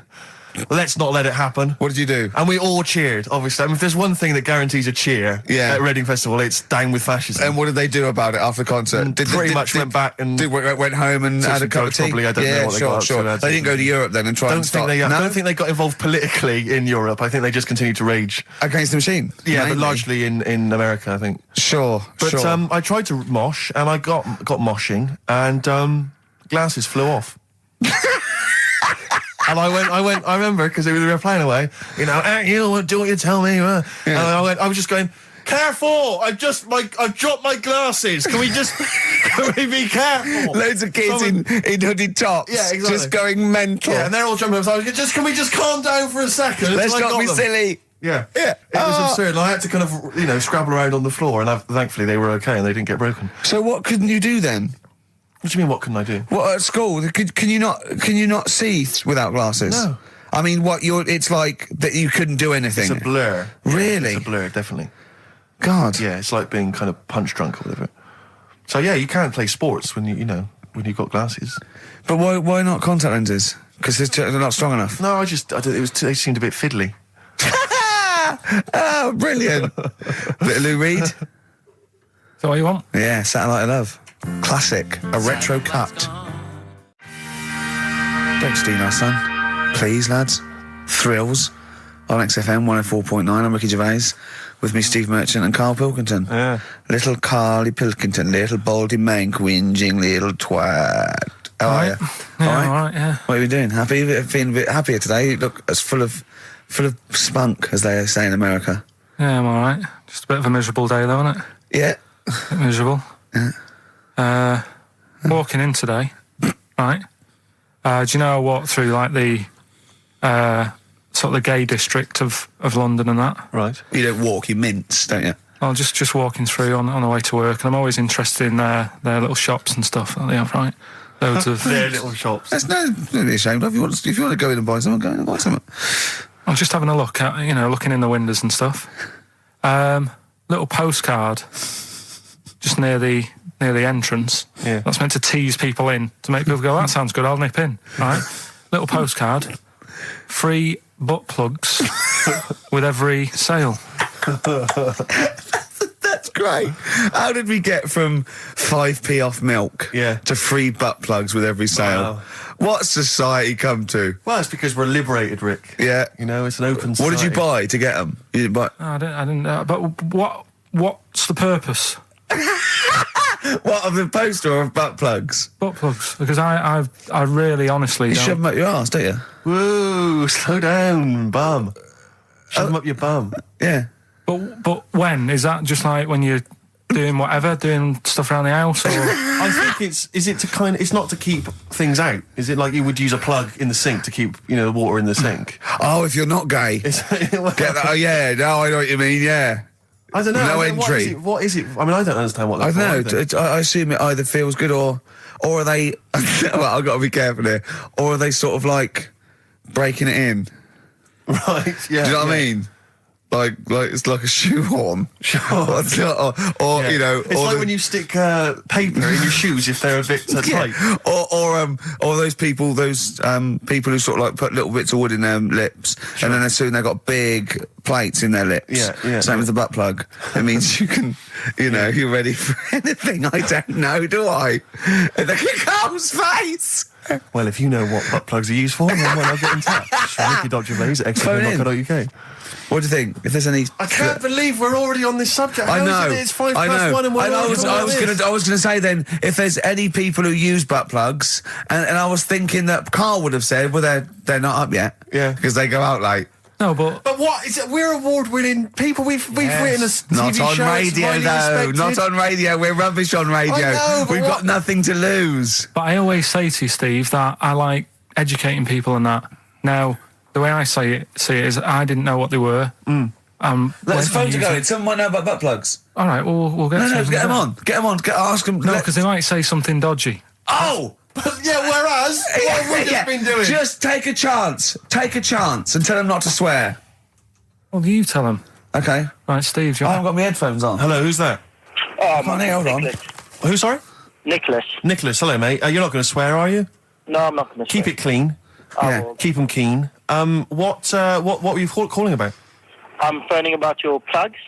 About, not my plugs, but sure, plugs in general. What, do you know much about them? No, Are you a plug user yourself? No, I'm just thinking if maybe you've got some gay friends and you're spending the night at their place, you might want to use one. Right. What, you mean experiment with them, or...? No, so you can make sure they're not going to do anything while you're asleep. Could I suggest, just lock the door? I mean, that is easier to me. Can I make a bigger suggestion? That's probably the most homophobic thing we've had said on the show today. Thanks very much for your call. Right, okay, good. Well, that's why we shouldn't put people on the line. Just, without checking first. I think Karl's made a good point. That's the calibre of listener we've got. Jet, are you going to be my girl on XFM 104.9? I'm Ricky Gervais, with me Stephen Merchant. Over there, little roundy bald head of Karl Pilkington. Good news and bad news. Good news is, boys are back in town. We're here for 2 hours. Hello. Bad news is, we have no monkey news, gay fella news, or little Chinese fella news. Really? We're going to try and, leave that for a week, and then maybe come back to it. Yeah. It was Why do good. I get the feeling that within 20 minutes we'll be talking about little gay Chinese monkeys? Karl, think of that. We have got monkey news. Have we? Oh, yeah. So we've already broken that promise. Oh, okay. I thought we were going to try and sort of talk about something else. I've just done Jonathan Ross show, and they don't talk about the same things every week. It's weird. It is weird. But, or as Karl says, weird innit? Yeah. So, gave this show about 5 plugs. Nice one. Yeah. So, I think we'll get upward of 800 people listening. Oh, double. For the first 2 minutes. Yeah. And then turning back. They're already switching over. I'd have thought so, yeah. I spoke to my friend yesterday. He's a little bit of an odd fella, and he said that for his own amusement, he had an iPod in his car, and he bought a little sort of transmitter, and he could transmit the music from his iPod to sort of just beam it, kind of as he was driving along, to sort of passing cars. What do you mean? It's Make weird. their radio play it? Well, but if they had it in the right frequency, yeah. I mean, pointless, completely pointless, but not dissimilar to this show, I imagine, in terms of the number of listeners. Yeah, but I was going to say, what's the chances of people having this frequency Absolutely on? pointless. So it's probably about the same, yeah. Do you know what it reminds me of? When I was young, I wanted to get into radio. I was excited in radio. When I was sort of in my, I don't know, I was 11 or 12, my friend and I, we got a little mixing deck, and we used to host our own radio show. Brilliant. From his bedroom. We didn't have a transmitter, so we'd put some speakers in his front garden, in some bushes, and sort of broadcast it to people who were walking Again, by. probably over the week more listeners than this show. Almost certainly. Yeah, I love the idea. It never happened, but I always was hoping that maybe some girls would just come by and just like sit and listen. These guys are great. I don't know where these sounds are coming from. It seems to be that bush, but... Or Noah Ledman's coming along going, who are these guys? Yeah. Can you get on my radio show? Can they stand in for me when I go on holiday? Yeah. Yeah. I did, did I say I did sort of pirate radio? No, go on. Got into hospital. Yeah, the normal radio, but you had an eye patch on. Go on. Dad was in hospital, right? And he was having some operation done, right? And went to see him and didn't have that much to say to him, right? So I was sat there. Well, it's awkward though, isn't it, when someone's ill? Yeah. And you don't know. Boring, isn't it? Boring. boring. So I was flicking around on that little radio thing they have. Yeah. And I heard, like, they had a radio station in the hospital, so I said, I'm going to go and join this. So I wandered off to go and find it. Yeah. Sort of joined that, did a little show on there, thought I can sort of get out to the masses here. My mate made a little transmitter, did a little pirate radio show from the... got kicked out because they found out, and apparently I put the station at risk because all the stuff could have been taken off us. But from Little Acorn, 16 years later, he's on a show with less listeners. Yes. Brilliant. Can you imagine if you've gone into hospital, you're already pretty depressed, there's the fear of these bugs, super bugs in the hospital. Yeah. Maybe you've got some quite serious illness, you don't know if you're going to make it. His voice is what you hear to cheer you up. All right, weird, isn't it? I saw a programme about a parasite the other night. Yeah. Apparently, they get in through your eye and eat their way up through your genitals. Anyway, You here's think you've got it Radiohead. bad. Yeah, exactly. Play a record, Karl. Stone Roses, yeah? Oh, Fool's Gold. Classic. Stone Roses, Fool's Gold.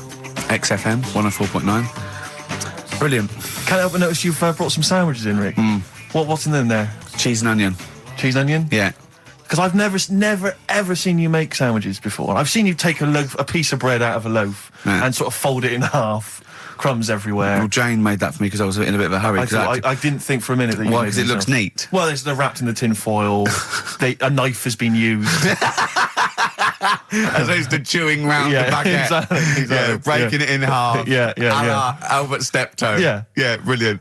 Yeah. Nice. It's great, but the onions are strong. Are they? Making my eyes water. Yeah. If I go and breathe on you, it'll cure any sort of skin disease you might have. Skin disease.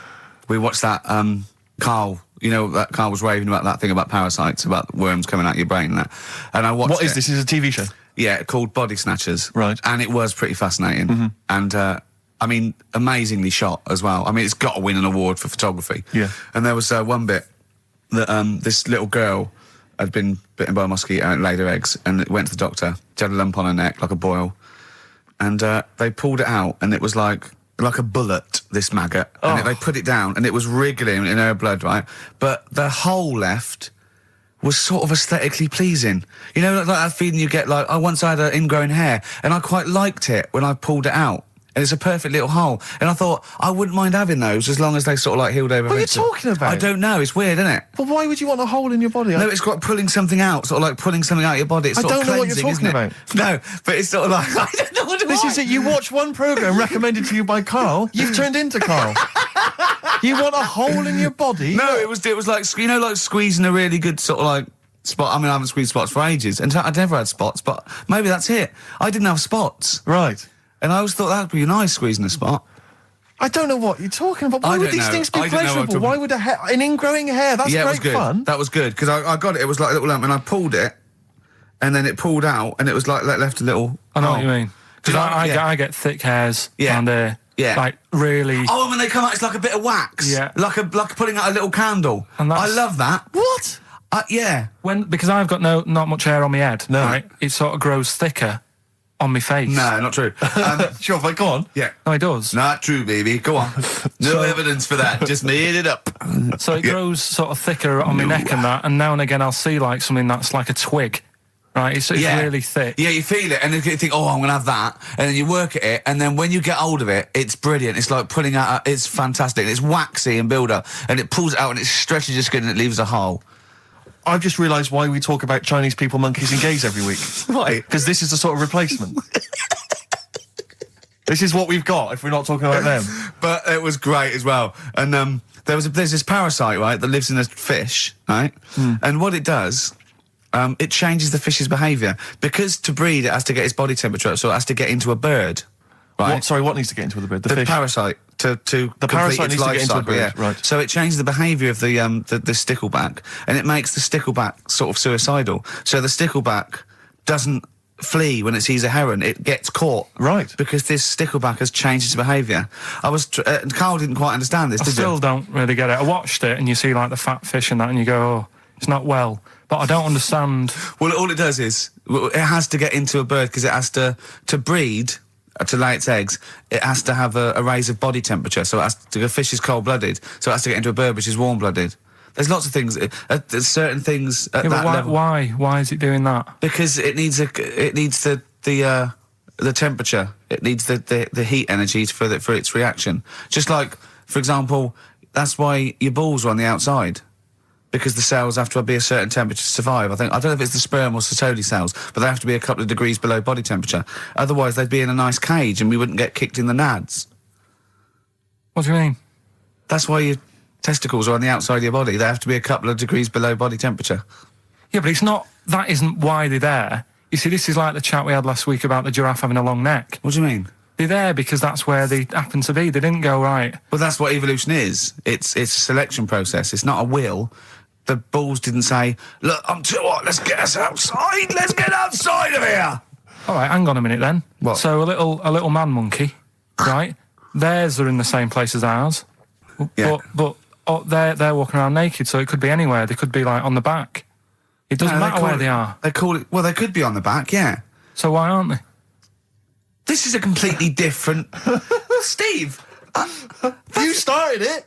I wash my hands of the whole affair. And we're not only back to balls, but we're back to monkey balls. Yes. In one thing from about parasites, we're back to monkey ball news. Yeah. How do we get back to chimp testicle news? All right then. So this worm's in a fish. Yeah.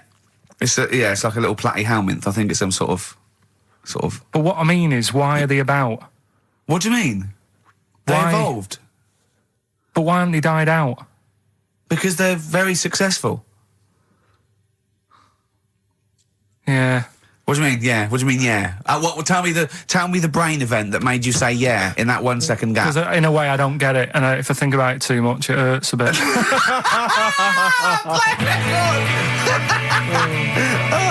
They've just been around for years, Karl. Yeah. Like Cliff Richard or something like that. Yeah.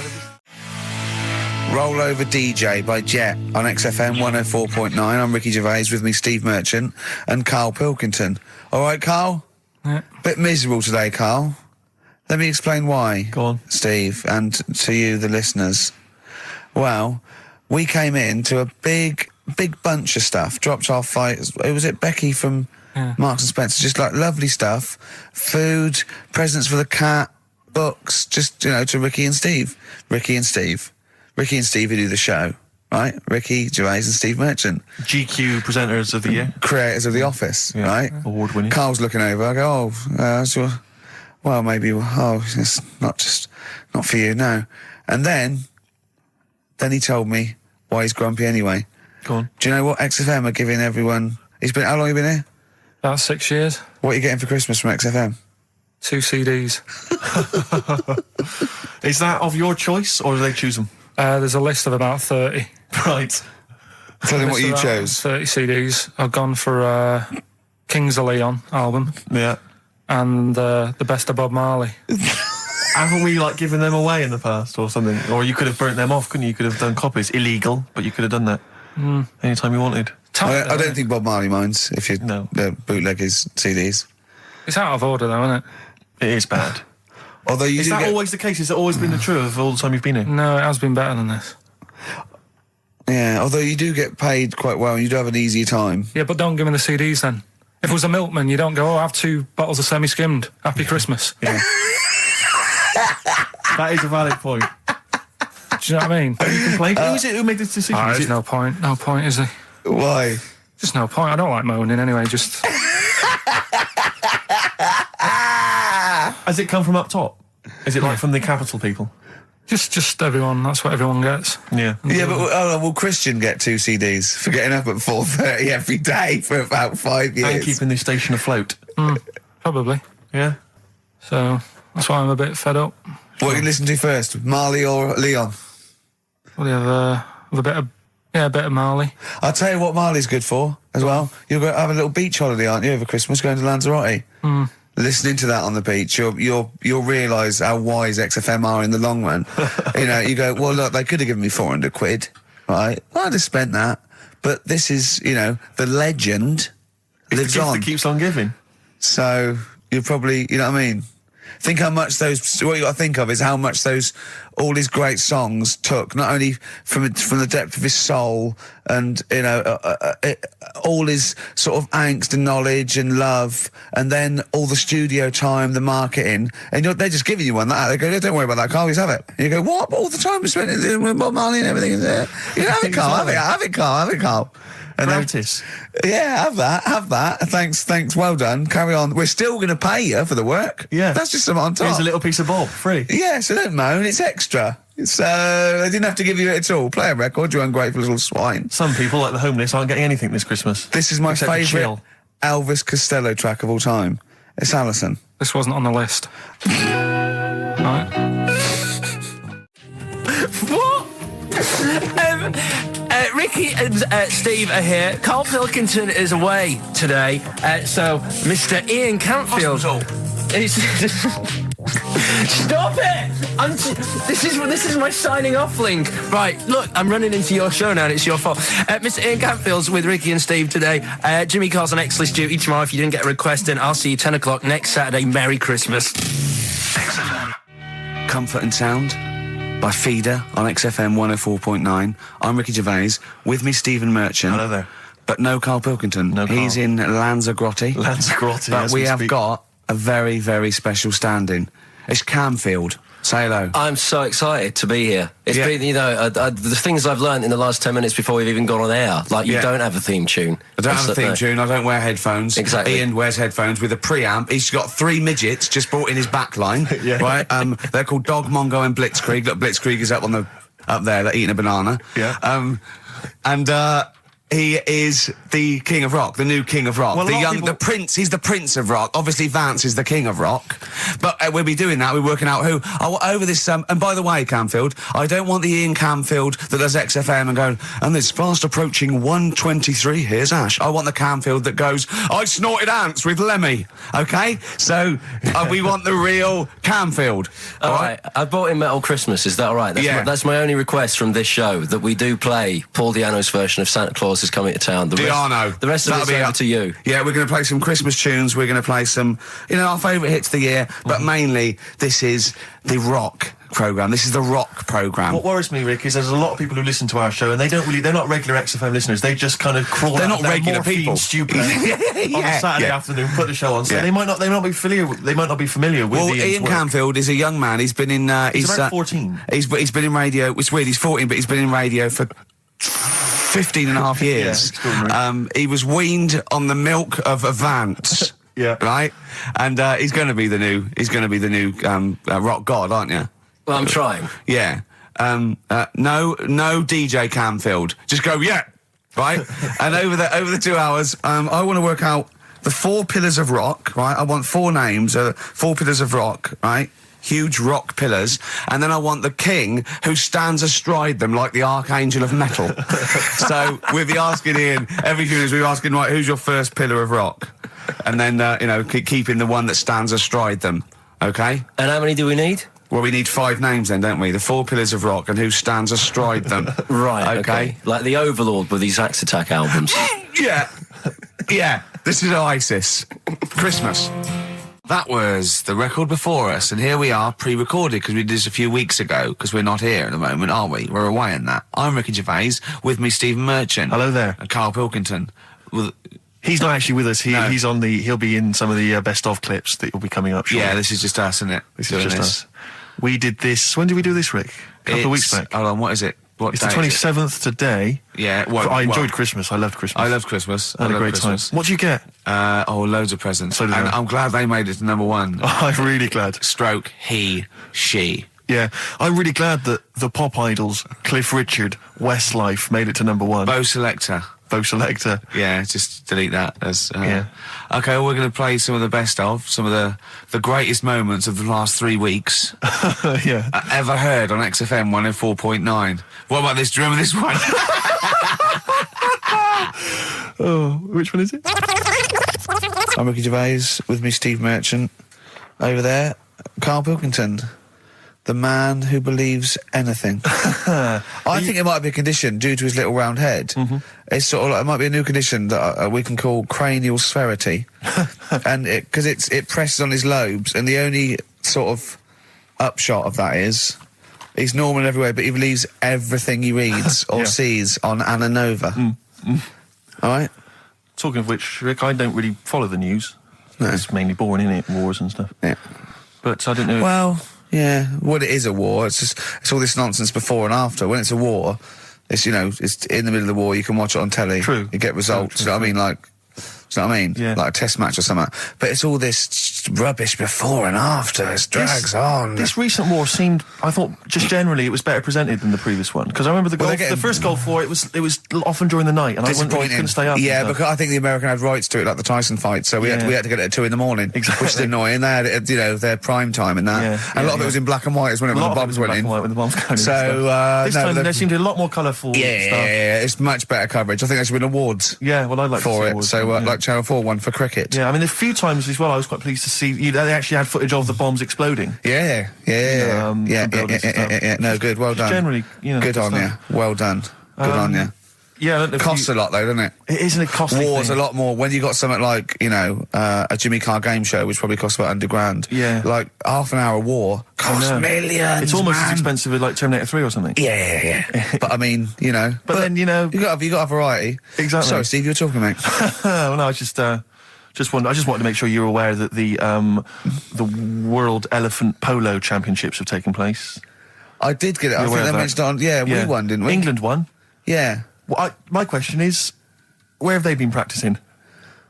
I don't know. Do you remember ever at school anyone ever saying to you, "Are you interested in playing polo Do you with reckon elephants?" do you reckon it was 5 blokes in pith helmets kept sneaking into a whipsnade? Possibly. What are you doing, lads? We're practicing. Get down. Yeah. Get off them elephants. Yeah. I didn't even know we had a team. I can't Elephant- believe it. no, But it's like Johnny Wilkinson and the rugby lads, they're going to get MBEs, all sorts. The elephant boys, the elephant polo boys, nothing. They're going to nothing. I haven't seen the But sun you know, talking like to be them. fair, it's not like horse polo where I don't think there's a stick long enough. I think the elephants kick it, don't they? I think you might be right. I think they're not allowed to use their tusks. They burst it, won't they? I think that's- They go, oh, Start again. Raheem. Yeah. What do you mean the elephants kick it? All right, I've opened a can of worms here. You know, normal polo on a horse, they have like yeah, stick and mallets. that. yeah, they whack them, right? But I think it's obviously they're too high up. I think I might be wrong, but I'm pretty sure they just train the elephant to kick it. So it's like- why are people talking about? Why not just let them have a kick about without? Imagine that! And why does horse racing have to have a jockey? Well, they just let the horses go, oh, yeah, okay, lads, on your, no cheating, on your marks, get set, go. You know, get back here. Get back here. Brilliant. Play record. Right, Adams? Yeah. Yeah, oh, this is absolutely fantastic. His version of Wonderwall. If you've not heard it Beautiful. yet, you'll be loving it. You'll be loving this. Kings of Leon. California Waiting. Steve, the public have been waiting for us to return. That's true enough. All right? Yeah. They had the best of Oh, I bet last that week. was a joy. They had Camfield and us without Karl the week before. But it's been a while since we've all been together. I'm Ricky Gervais. With me is Steve Merchant. And over there, with his little sunburnty, baldy head, little Karl Pilkington. Hey. All right?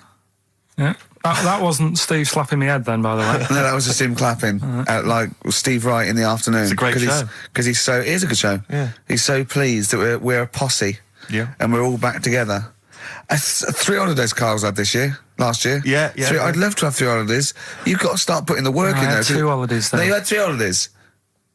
You went away with Suzanne and her parents. Yeah, well, that doesn't count. It does count. If you book 2 weeks off the firm and you go away and you go, how was your holiday go? Well, I didn't really count. It wasn't a really good holiday. Can I have them days back, please? My New Year's resolution is to be nicer to you. But Well talk done, you've sense. already broken that. No, but talk sense. Talk sense. You've had 3 holidays this year.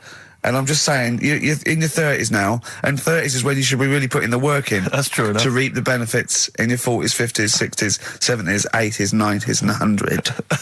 Karl, what's your New Year resolution? What about think before you speak? It's worth. I mean, See, I'm consider it. allowed to laugh. I'm allowed to laugh at things other people say, Karl. That one, that is a good suggestion. How was your holiday, Karl? It was all right.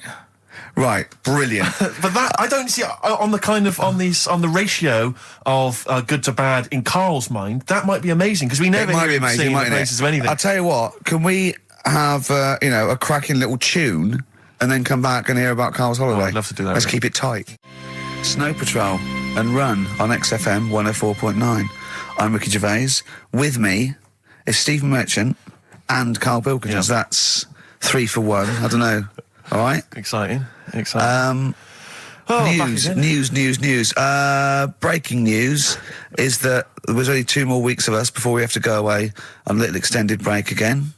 So can't give any more details yet. We don't know when we can come back because we don't know what we're doing. We're going to America. We're doing the Golden Globes, and then we're going to watch the Office pilot being filmed. Yes. And then we got bits. I'm doing a bit of a tour, so it'll be sort of the summer times probably. Yeah. I'm saying it like they care. Oh, they don't give a damn. Do you know what I mean? Don't give a I damn. sometimes think that because you think, you don't want to let down the people, you want to keep it consistent, you want to give, but really, I know I like doing this more than anyone listening. Definitely. Do you know what I mean? Definitely. I love coming in, I love squeezing Karl's head. Yeah. I love playing some records. I like sort of sitting in the room with you. I know you love it. Oh. I can't wait. I can't think of anything else I'd rather be doing on a Saturday. Yeah. So we got our Saturdays back though. Yeah, that'd be great. I mean, my alarm went off today, and I was a bit tired because we had a couple of drinks last night, didn't we? Last night, yeah. We had party. We were party animals. I've been looking for an office this week, as you know, and it's so stressful. Just walking around, just talking to agents, right, okay.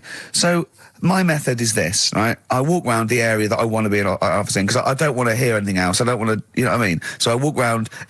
To be fair, it is about a square 500 yards. Yeah. Right? It's sort Your of house is in the centre. yeah. Yeah. I walk, and so I walk around and look at placards. I go, that's a nice office, and I phone them up. There's loads of different people I'm dealing with, right? And they went, we got one in so-and-so street. I think it was 5th Street or something. I went, I went along to, I'll see you there in 20 minutes. I got there. You were there, if you remember. I looked around and I said to Steve, it looks all right. There's no pawn shops or anything like that, right? And Steve went, well, it is next to a brothel. And I looked, and there on the next thing, model, first floor, Susie, 03. I thought, and I phoned him and I said, do you know what? Don't bother coming here. No, I said, no. I said, because it's next to a brothel. He went, yeah. I went, right, okay. Just for future reference, I don't want an office literally next to a brothel, right? When I go to work, I don't want to walk past prostitutes. Call me old-fashioned. Yeah, right? as you're going into work, there's a prostitute. Yeah. Morning. Oh, she's got a cappuccino. Yeah, Starbucks, yeah. Business good? Yeah, it's a bit slow at the moment, but it picks up later this evening. Does it really? Good. And I said to him, I've got So my New Year's resolution is being like a little fascist when it comes to business. And I said, also future reference, no crack dens and no wild animals in the porch. And I just can't believe it. There's always something wrong. We went to one, right? It got there, right? And a woman said, I'm new here. She didn't know what keys she was using. And she went, it's the 3rd floor. And she went, no point, we won't both get in the lift. I went, right, will you get a desk in the lift? Right, she went, I've got a chair in the lift before. Brilliant. So, just find me an office, Rathbone Place, sort of Percy Street, Charlotte Street, Dean Street. Yeah. Yeah. 1st or 2nd floor. I'm worried we're going to get emails from estate agents, phone calls from them. You know what those people are like. I don't look at the emails. True. Fair enough. So, play Fair a record. enough. Fortune Faded by Red Hot Chili Peppers on XFM 104.9. With Ricky Gervais, Stephen Merchant and Karl Pilkington for the last time. Yes, we've said that before, of course. So don't get your hopes up. Yeah, we've had some highs, some lows, some laughs, some tears. Karl, you're concentrating. A lot What of are you tears, doing? mainly from the audiences. Yeah. Now, before we get into talking about maybe some of the hijinks we've had, looking back, looking forward as well. Yeah. I came in, Karl was sitting at the desk. He went, all right. I went, all right. Yeah. He went, see that Alan Clark diaries? I went, no, I didn't. He went, no, a lot of people talking about it. He went, I've never kept a diary. Keeping a diary will always get you into trouble. And I said, like Anne Frank. What did you say, Karl? The woman in the cupboard? That's what he said. The woman in the cupboard. And I went, save it. Save it. You never speak to Karl off air. Save it all I know. from when we're on the wireless. He went, but what did she do? What did she do except be in a cupboard? What did she have to write about? And I said, well, her thoughts. Do you know Anne Frank? That's all I know about Anne is. There's no point pretending it. Anne! That I know stuff. Yeah. Right? Well, tell us everything you know about Anne Frank. She was in a cupboard. Yeah, what else? If she didn't do that, I wouldn't know about her, seriously. That's all I know about her. Yeah. So what did she do? But how do you think we know about? We know about We know about her cupboard because of her book, don't we? But hang on, what in the bigger scheme of things, why was she in a cupboard? I don't know. Right. I honestly don't know. You don't know anything else about Anne Frank beyond the fact that, to quote you, she was in a cupboard. Well, what's she done then? You tell me. Why should I know more about a woman Firstly, in a I cupboard? don't think she was in a cupboard. She wasn't in a cupboard. She was in an attic. All right. Yeah. So what was she doing?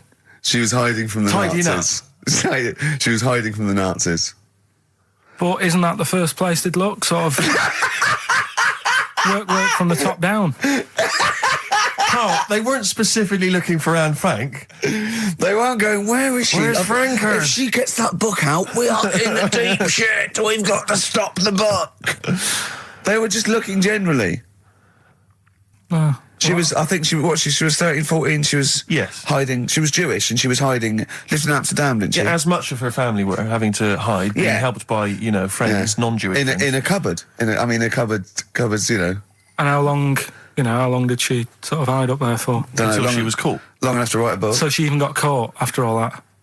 What do you mean, so she even got caught? We're talking about one of the great, humanist tragedies of our times, and you're going, she couldn't even stay hidden. What do you mean, didn't she get caught? No, I'm just saying, it's not a great tip then, is it? Do you know what I mean? She didn't do it well. She didn't hide until they escaped it. She Her got diaries caught. are not a manual on how to hide from people. It's not how to win at hide I and don't know seek. anything about her, and we might be going down some ground that's a bit dodgy. I don't know enough about it. Maybe it's best just leaving it. All I was saying is diaries. Do you know, what do you do them for? Have you kept one, Steve? Never kept a diary, no. Right. I can understand your fear that it might get discovered, someone might read it, find out all about your inner secrets. Of course, the good thing about you is you tell everyone what you think about them. Yeah. Yeah, but... No one's going to find a diary and go, oh, God. Can't believe it, Carl doesn't like my haircut. Yeah. Carl thinks I look like Dave Hill from Slade. Yeah, I told you that, didn't I? Yeah, I told you that. Do you think they'll last, though, diaries and that? No, because they were a bit of a time killer, weren't they? It was something to do at the end of the day, whereas now there's iPods and that. Do you know what I mean? It's fantastic. The you know what I mean? iPod of Anne Frank. Yeah. No, but that's what I mean. New from Sony. That would be great, wouldn't it? All her greatest hits. Who could forget? Oh, Well, dear. leave that then. I didn't Should know we it leave was that? that deep. I thought it was just like a, You thought it was like, didn't you? Adrian Mole type thing. Yeah, what are we doing?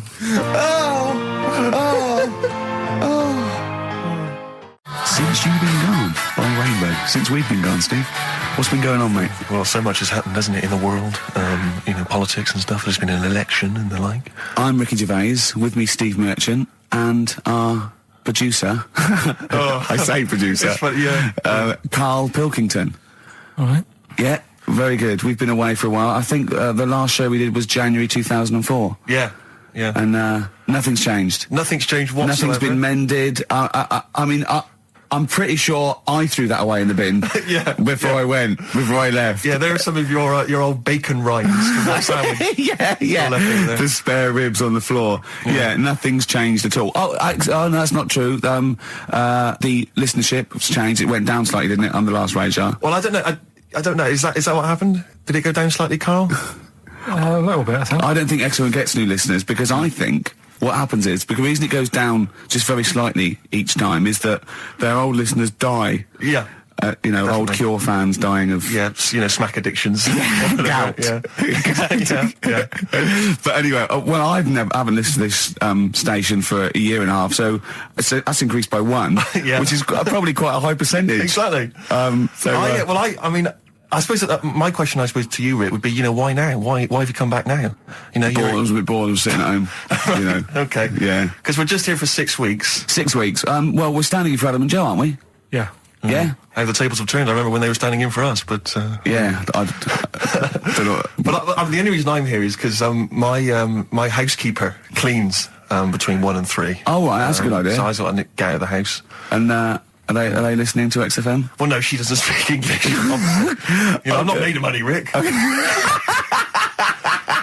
You know, if I can help out, you know, a young immigrant lady, then I will do. And there are so many things I can do for her in so many ways. Yeah. But her, you know, picking up my old tea towels and stuff is ideal. So that's why I'm here. But all I'm worried about is I think people kind of associate with the name Ricky Gervais. They associate a certain level of quality. You know, your live stand-up DVDs, there's a level of quality. You've put a lot of work into them. You've honed it. The TV work you've done, likewise. Should people expect the same from the radio show? Definitely not. No. Definitely not. Those things that, you know, you sit down, well, you know, we sit down, we write them for a long time, write them for a year maybe, then film them, and we worry about everything. This is, I'm not even sure I'm talking into the mic at the moment. I was actually doodling, as you saw there. Yeah. I'm eating a sandwich as we speak. Yeah. You know, although we do like music, that is true. That's absolutely right. Should we play some great records? A great record now.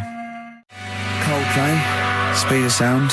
Steve, I know you like an insight to my musical taste, Always. but that's my favourite Coldplay track of all time. I just thought I'd just throw that in. Not a fan of clocks? No, I think I've overplayed Parachutes a little bit, but so that's my favourite one. Like it. I'm afraid to say I'm a bit of a Philistine when it comes to Coldplay. That sounds the same as all the other ones. I'm sorry to say. Oh, you'll have to meet these boys one day. Yeah, and well, I'll tell them to their face. I don't care. A little bit rock and roll. I don't care. Well, I'm Ricky Gervais. That little funny little Wurzel type voice over there is Stephen Merchant, and with us our producer Karl Pilkington. All right. Whenever we say producer, of course, that is in inverted commas. Yeah. Done with the fingers. Well, he didn't have it. I wanted to play some off my iPod today to record it because they didn't have it here.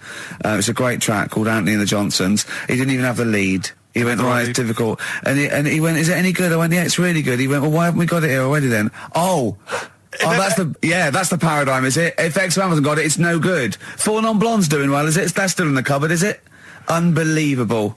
We're a little bit annoyed today, aren't we, actually? I'm really annoyed. Yeah. All that stuff we did last week, that Landauer sent us some sparkling wine, and we thought, right, you shamelessly plugged it. Yeah. How many times you mentioned it? I About must have 20 mentioned it about times? 20 times. Well, the finale was hitting Karl on the head with a cork. That's on the website, by the way. Okay. RickyGervais.com. Go there and see Karl being hit in the head with a cork, right? Yeah. We said, look, send us free stuff. We'll talk about it. Nothing. The cupboard literally is nothing. empty. The cupboard is bare. No one has thought. I tell you what, there's those guys from The Office. Yeah. I mean, let's be honest, Rick. We are taste makers. We're Yeah. opinion formers, you and I. Yeah. And you'd have thought if anyone was going to send us some free stuff, yeah. you know, it makes me unbelievable. fume. And do you know what it is? It's because people, PR people and that, they've realised no one's listening. But not only are we going against all our principles and losing our dignity just for some free stuff. And integrity. And integrity, yeah. We're going against XFM policy because obviously they would have got thousands of pounds for Landauer to be mentioned last week. come on, 20 times. No, wouldn't they? It's 40 It's quid, isn't it? XFM, Rick. It's 40 quid. Yeah. 40 quid for a 9-minute advert. Exactly. So advertise your quality stuff here. Yeah. Jeff's Garage. Cheaper than some other garages. Anyway, actually, if Did there we is play an advert once for a tattoo parlour? Yes! Do you remember that? I'm sure we played an advert for a tattoo parlour. What tattoo parlour can afford to advertise on a radio station? Unless it's a tin pot one like this. Oh, God. Oh, got some good music today, though, Steve. Oh, really? I hope so. I'll be the judge of that. Go on, Yeah, what have you got? AC/DC. Oh. An Honest Mistake by The Bravery on XFM 104.9. I'm Ricky Gervais, with me Stephen Merchant and Karl Pilkington, Yep. our producer. In inverted commas, heat put. Yeah. They know. They know. How you doing, all right, Karl? Yeah, didn't they also write something about me bald round head? Yes, perfectly round little Yeah. bald man head, they said, so... Because you need to know that when you listen to the radio on that. Really matters what my hair's doing. Your hair, have you given it a little polish? Because you look like a cue ball at the moment, and you've had a shave in it. I've never seen such a round head. It actually looks like a plate with ears. Yeah, well, for those that have never seen Karl, I actually, if you remember, I think he looks a little bit like Mr. Spoon from Button Moon. He does. If you've ever seen that show, that's and also he looks like, you know when they say they find with a little 4-foot human and it's actually 500,000 years old and they give it a name and it's the first, Australopithecus into. He looks like one of them as well. Perfectly round little. He is the missing link. He looks half human, half monkey. because he's got a slight slouch as well. So Yeah, it's I know, like yeah. those pictures where you see it going from an ape to a man. I He's one know. of those in the middle. Yeah, and of course his monkey hands, his hairy little wrist to those skinny little things that he can get oranges out of holes with, and it's unbelievable. Why are you so all shaved and polished and everything? Got a wedding. What? Got to go to a wedding today, so thought I'd, clean myself up a bit. Yeah. Shouldn't you be Shave wearing my a head. suit or something? No, I'll go home and put something on. Oh, okay. But, Suzanne said, make an effort. I sort of had a shave and that, and then I came out of the bathroom, she said, oh, your head looks a bit sort of eggish. She's right. She always worries about when I have a shave, because I just, That's your girlfriend, Carl, I know. saying that. Just think. So don't worry about Heat saying it. And funny thing is, it's Boyd Hilton, I think, of Heat that wrote it. And he's got a little bald head. Yeah, no, don't slag him off. Yeah, but on the end of his review, does it say, written by Baldy Boyd? No, because it doesn't matter, it's a magazine. Don't worry about it. Looking forward to the wedding? A bit boring, innit? But you got to do it. They've probably listening. Should we do a shot? No, it'll be a great day for them, but I know what will happen. Suzanne will see, all the fuss and that, and then she'll get ideas, and I'll have to let her down and all that. Why is it you don't want to get married again? I always forget. It's just, who's it for at the end of the day? I've been with Suzanne for 11 years, right? Sure. We're happy. Well, I am. That's what counts. You're never happy. I am. I'm all right. Yeah, no, I know you're happy with Suzanne and everything, but apart from that, you're never happy. You are the most grumpy, moany thing in the world. I mean, I get annoyed, but I'm always happy. I was annoyed here. I was happy coming here, but there was a bloke behind me walking and scuffing his feet. He had a pair of those stupid skulls on, and he was clicking and scuffing. Wear some shoes you don't have to click. Pick your feet up. Flip-flops annoy me. But I'm happy. I'm just annoyed. You are just like, oh, the world's on me. It's rubbish, this. I know the world's great. It's just sometimes people annoy me by being there, But Steve said I should be locked in one of those towers that princesses used to be locked in fairy tales, because everything annoys me. But you're grumpy. I'm not. I'm all right. Oh, right, okay, listen, we better play a record soon, but coming up, Steve, I went away with Karl. Okay, it was a little present from Jane. It was a golfing day. I could take someone. Took Karl.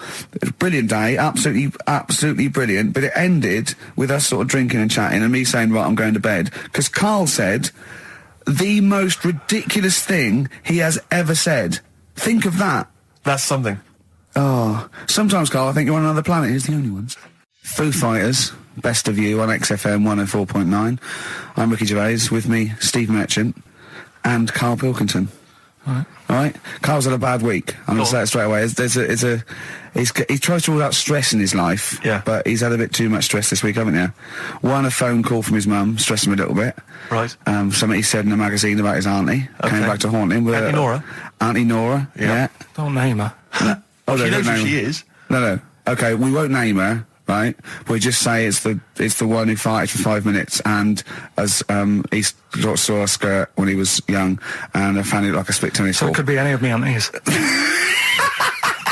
We're that coming up, and also a bloke in Times Online, Chris Campling, did a review of the show, Right, and basically said that Karl Pilkington is a creation of Gervais and Merchant. Well, if only that were the case. He said. He started off saying he liked the show. Yeah. He was excited. Said it was a good show. A lot of the jokes. I'm already questioning his critical faculties. Yeah, exactly. And basically said that we didn't contribute much, or seemingly didn't seem to contribute much, and we couldn't sort of like ad lib or anything. We just laughed at, particularly me, laughed at Karl Pilkington, who was coming up with some quite funny stuff. Yeah. Right? But then he does a twist on it. He goes, but the thing is, we're the puppet masters. He's a created person. We've created the persona Karl Pilkington for our own amusement. Right. He bases this on simply that we talked about... What was it we talked about? The Chinese not aging well, and Right. he heard him talk about that on my DVD. But clearly I say, Karl, remember when you were talking like that? It's a news, or remember in the week, and so he thinks it's all scripted now. Imagine if this show was scripted. I'd be ashamed. Yeah. If this show was scripted, I would send back the BAFTAs for the actual shows we've written, and I would say... I'm having a go at Chris Campling. He's nice about our other work. He likes The Office, and he likes my stand-up and everything, and he likes the show, but he's saying... Because we're not spontaneous, we scripted this and invented Karl. So he's like, we've invented another Gareth. If we had created Karl, I would not have squandered a character that good on this poxy radio station. Absolutely. Also, does he know that we spend about 3 months on half an hour script? So how long does 2 hours of drivel? But the main thing is, as if this could be scripted, it's dreadful. It's shocking. Or maybe this is scripted. Hang on, you've lost me there. Let me just check the script. Maybe Chris Campling does not exist. Maybe I've made him up. I don't know what to believe. See, the name doesn't wash with me. What was his name? Chris Campling. Sounds odd. That's something that I made up, isn't it? Campling's almost like a joke. It's almost like a gay name, isn't it? Oh, he's a Campling. See, I think this is scripted. Yeah. I think I've probably made this whole link up, and Karl is a creation. Campling, that's not a real name. I made it up. I should have come up with something better. Yeah. Sorry. Forever Lost, the magic numbers, and the magic number is 104.9. Oh. XFM. I'm Ricky Gervais, with me, Steve Merchant and Karl Pilkington. Right, 2 more shows. 2 are off air for don't know how long. Is that 2 more including this one? Yeah, no. 2 more after yeah, this one. yeah, no. No, it's this is one, and then there's another one. Right, 2 more and that's shows. the last one. There's Okay, 2 right. more shows, yeah. Including this one. We'll start in now. Starting now, If I'd have said this at the end, it might have been ambiguous, That was but I've why said I it at the was beginning, there's 2 hours, that's a whole show, Right. so there's 2 more shows. 2 more shows including this one? Yes, well, Okay. obviously. So 1 more show after It's this only one. 1:05. After this show, 1 more. Yeah, one more, yeah. Next week there's 1 more show, that means 2 altogether. Oh, no, it's only 1 more show. Good night. Okay. Now, it better be a good one, Karl. Have we got Rockbusters? Yeah. To win those prizes? Check. Have we got Monkey News? Check. Is it a real Monkey News, or is it something that's is. slightly made Always up that is. you... What? Always is. Check. Okay. Knob News? Yeah, we've got a bit of knob news, yeah. I'm worried that Knob News, because it's only about penises, is a little bit sexist. Have we got any fanny facts? Can we sort that out for next week? I don't want to alienate our female audience. Welcome to Minge London. Good, I'm glad that's that. Well, brilliant. We've got a song with a story. Yeah, doing that. What is it? I don't want to sort of tell you what it is yet, because the Right. song isn't that great. Do you know what I mean? It's good. not a song Good. that's like an XFM song, but every time I hear it on, say, like Magic or whatever, Yeah. I have an argument. 105.4. Yeah, I have an argument with Suzanne that, you know, what I think it's about, and she says, don't be stupid, it's not about that, and I'll say, no, it is. And so we're going to decide who's right. Yeah. Well, I don't know what song you're talking about, and I don't know what the argument is, but Suzanne's right. Definitely. No doubt about it. We'll have a listen, but I'm hoping that once people sort of listen to it again with my thoughts, every time Well, they'll this hear it, song sums up what people should think of you. It's don't believe a word. All right? That's the sort of links I'm capable of. If that doesn't bag us as Sony, then nothing will. Landed, Mr. Ben Folds. We've landed on XFM 104.9. Ricky Gervais, Steve Merchant, and little Karl Pilkington, and his magical little manky, round, baldy head. He was described as wacky mank in one of the papers this week. Really? Brilliant. Well, remember we were talking about it last week about he came round to my house and I popped out my Mr. Johnson Sure. to take a little look at. And his 2 that made daughters. the papers. That made the papers. Wow. What paper? It wasn't front page of the Times. It must have been like the Daily Star or something. Just squeeze Live 8 in Yeah, the second, yeah. on the second page. Yeah, so wacky mank. Wacky Mank. That's Wacky great. Mank. Wacky Mank. We had an email from someone that reckons they remember you from body popping round Salford Way. Yeah, Eccles Precinct, apparently. You know that, don't you? I wasn't doing it around there, though. Well, what do you mean? I was around Stretford Arndale. And what were you doing? What sort of body popping was it? Just a bit of everything. Caterpillar, bit of moonwalking. Do you have a little piece of line there you used to carry around? Well, mates had that. Right, you didn't Borrowed bother with that. theirs. Borrowed theirs. Were you any good? But you weren't breakdancing, well, you weren't spinning on your head and stuff, you were more body popping. Well, I hope he wasn't spinning on his head, because you know that can sort of give you little brain damage and things. It can give you brain damage. Also, it can wear your head down, and also makes your head perfectly round. Yeah. Because the gravity is pulling on But all if you keep on doing it, obviously it's going to wear your hair out, yeah. So you become sort of like a... Stupid, bald, and roundy headed. Yeah. So You've got to be very I very careful. much doubt that you did do any of that. Did you, Karl? Didn't do any of that. Well, So you're shooting off in a minute, aren't you? well, yes, because we were trying to make poverty history, Karl. Yeah. People are making poverty history all over the place. They're putting on a wristband, and it seems to be working because I haven't been poor for ages. I haven't been poor. And Alex had a stop bullying. Alex was wearing a stop bullying wristband, and as he himself said, he seems to have sorted that out. You haven't been bullied I for haven't been ages. bullied for years. So wristbands work. I saw one in a shop window the other day which said, stop child abuse. And I bought one, obviously, because a A lot of people say, you know, does it make a difference? But it was only £1, and I'd only spent it on kiddie porn. So, you know, I think I've made a little difference there in a small way. On a serious note, though, I like the idea that child abuse. If you're a paedophile and you're walking along the street in your Mac, right? You got a puppy in one hand, a bag of sweets in the other, and you see this wristband, and you go, "Oh, stop it." Oh, okay then. Yeah, I hadn't thought before. That's what I think. Okay, fair enough. Yeah, well, I won't be doing that again. Yeah, he was hanging around in Topshop for unsavoury reasons. You saw them in there for only £1. Carl, we haven't got long, have we? We've got an hour and a half because we've got to shoot off. I've got to shoot off down to Live 8 and introduce Rem. So we got a lot to pack in. We got the Rockbusters, and then we give away. I just saw those. I'll finish the sentence in a minute. I look forward to it. I'm getting excited. Yeah. I'm getting excited. So we got so much to pack in. I haven't got time to finish all my. So listen, right? You know the things we're giving away. The signed little Homer. The Nigel Tufnell thing and the Flanimals, right? Looks brilliant. They've done a brilliant job, the people who are XFM. So take back all you were saying about them, Carl. And also we should say as well, you've still got a chance to win that, because if you get today's Rockbusters, you go straight into the hat for the big draw, so you've still got a chance to win all those top prizes. Play a record. Bit of monkeys. Yeah.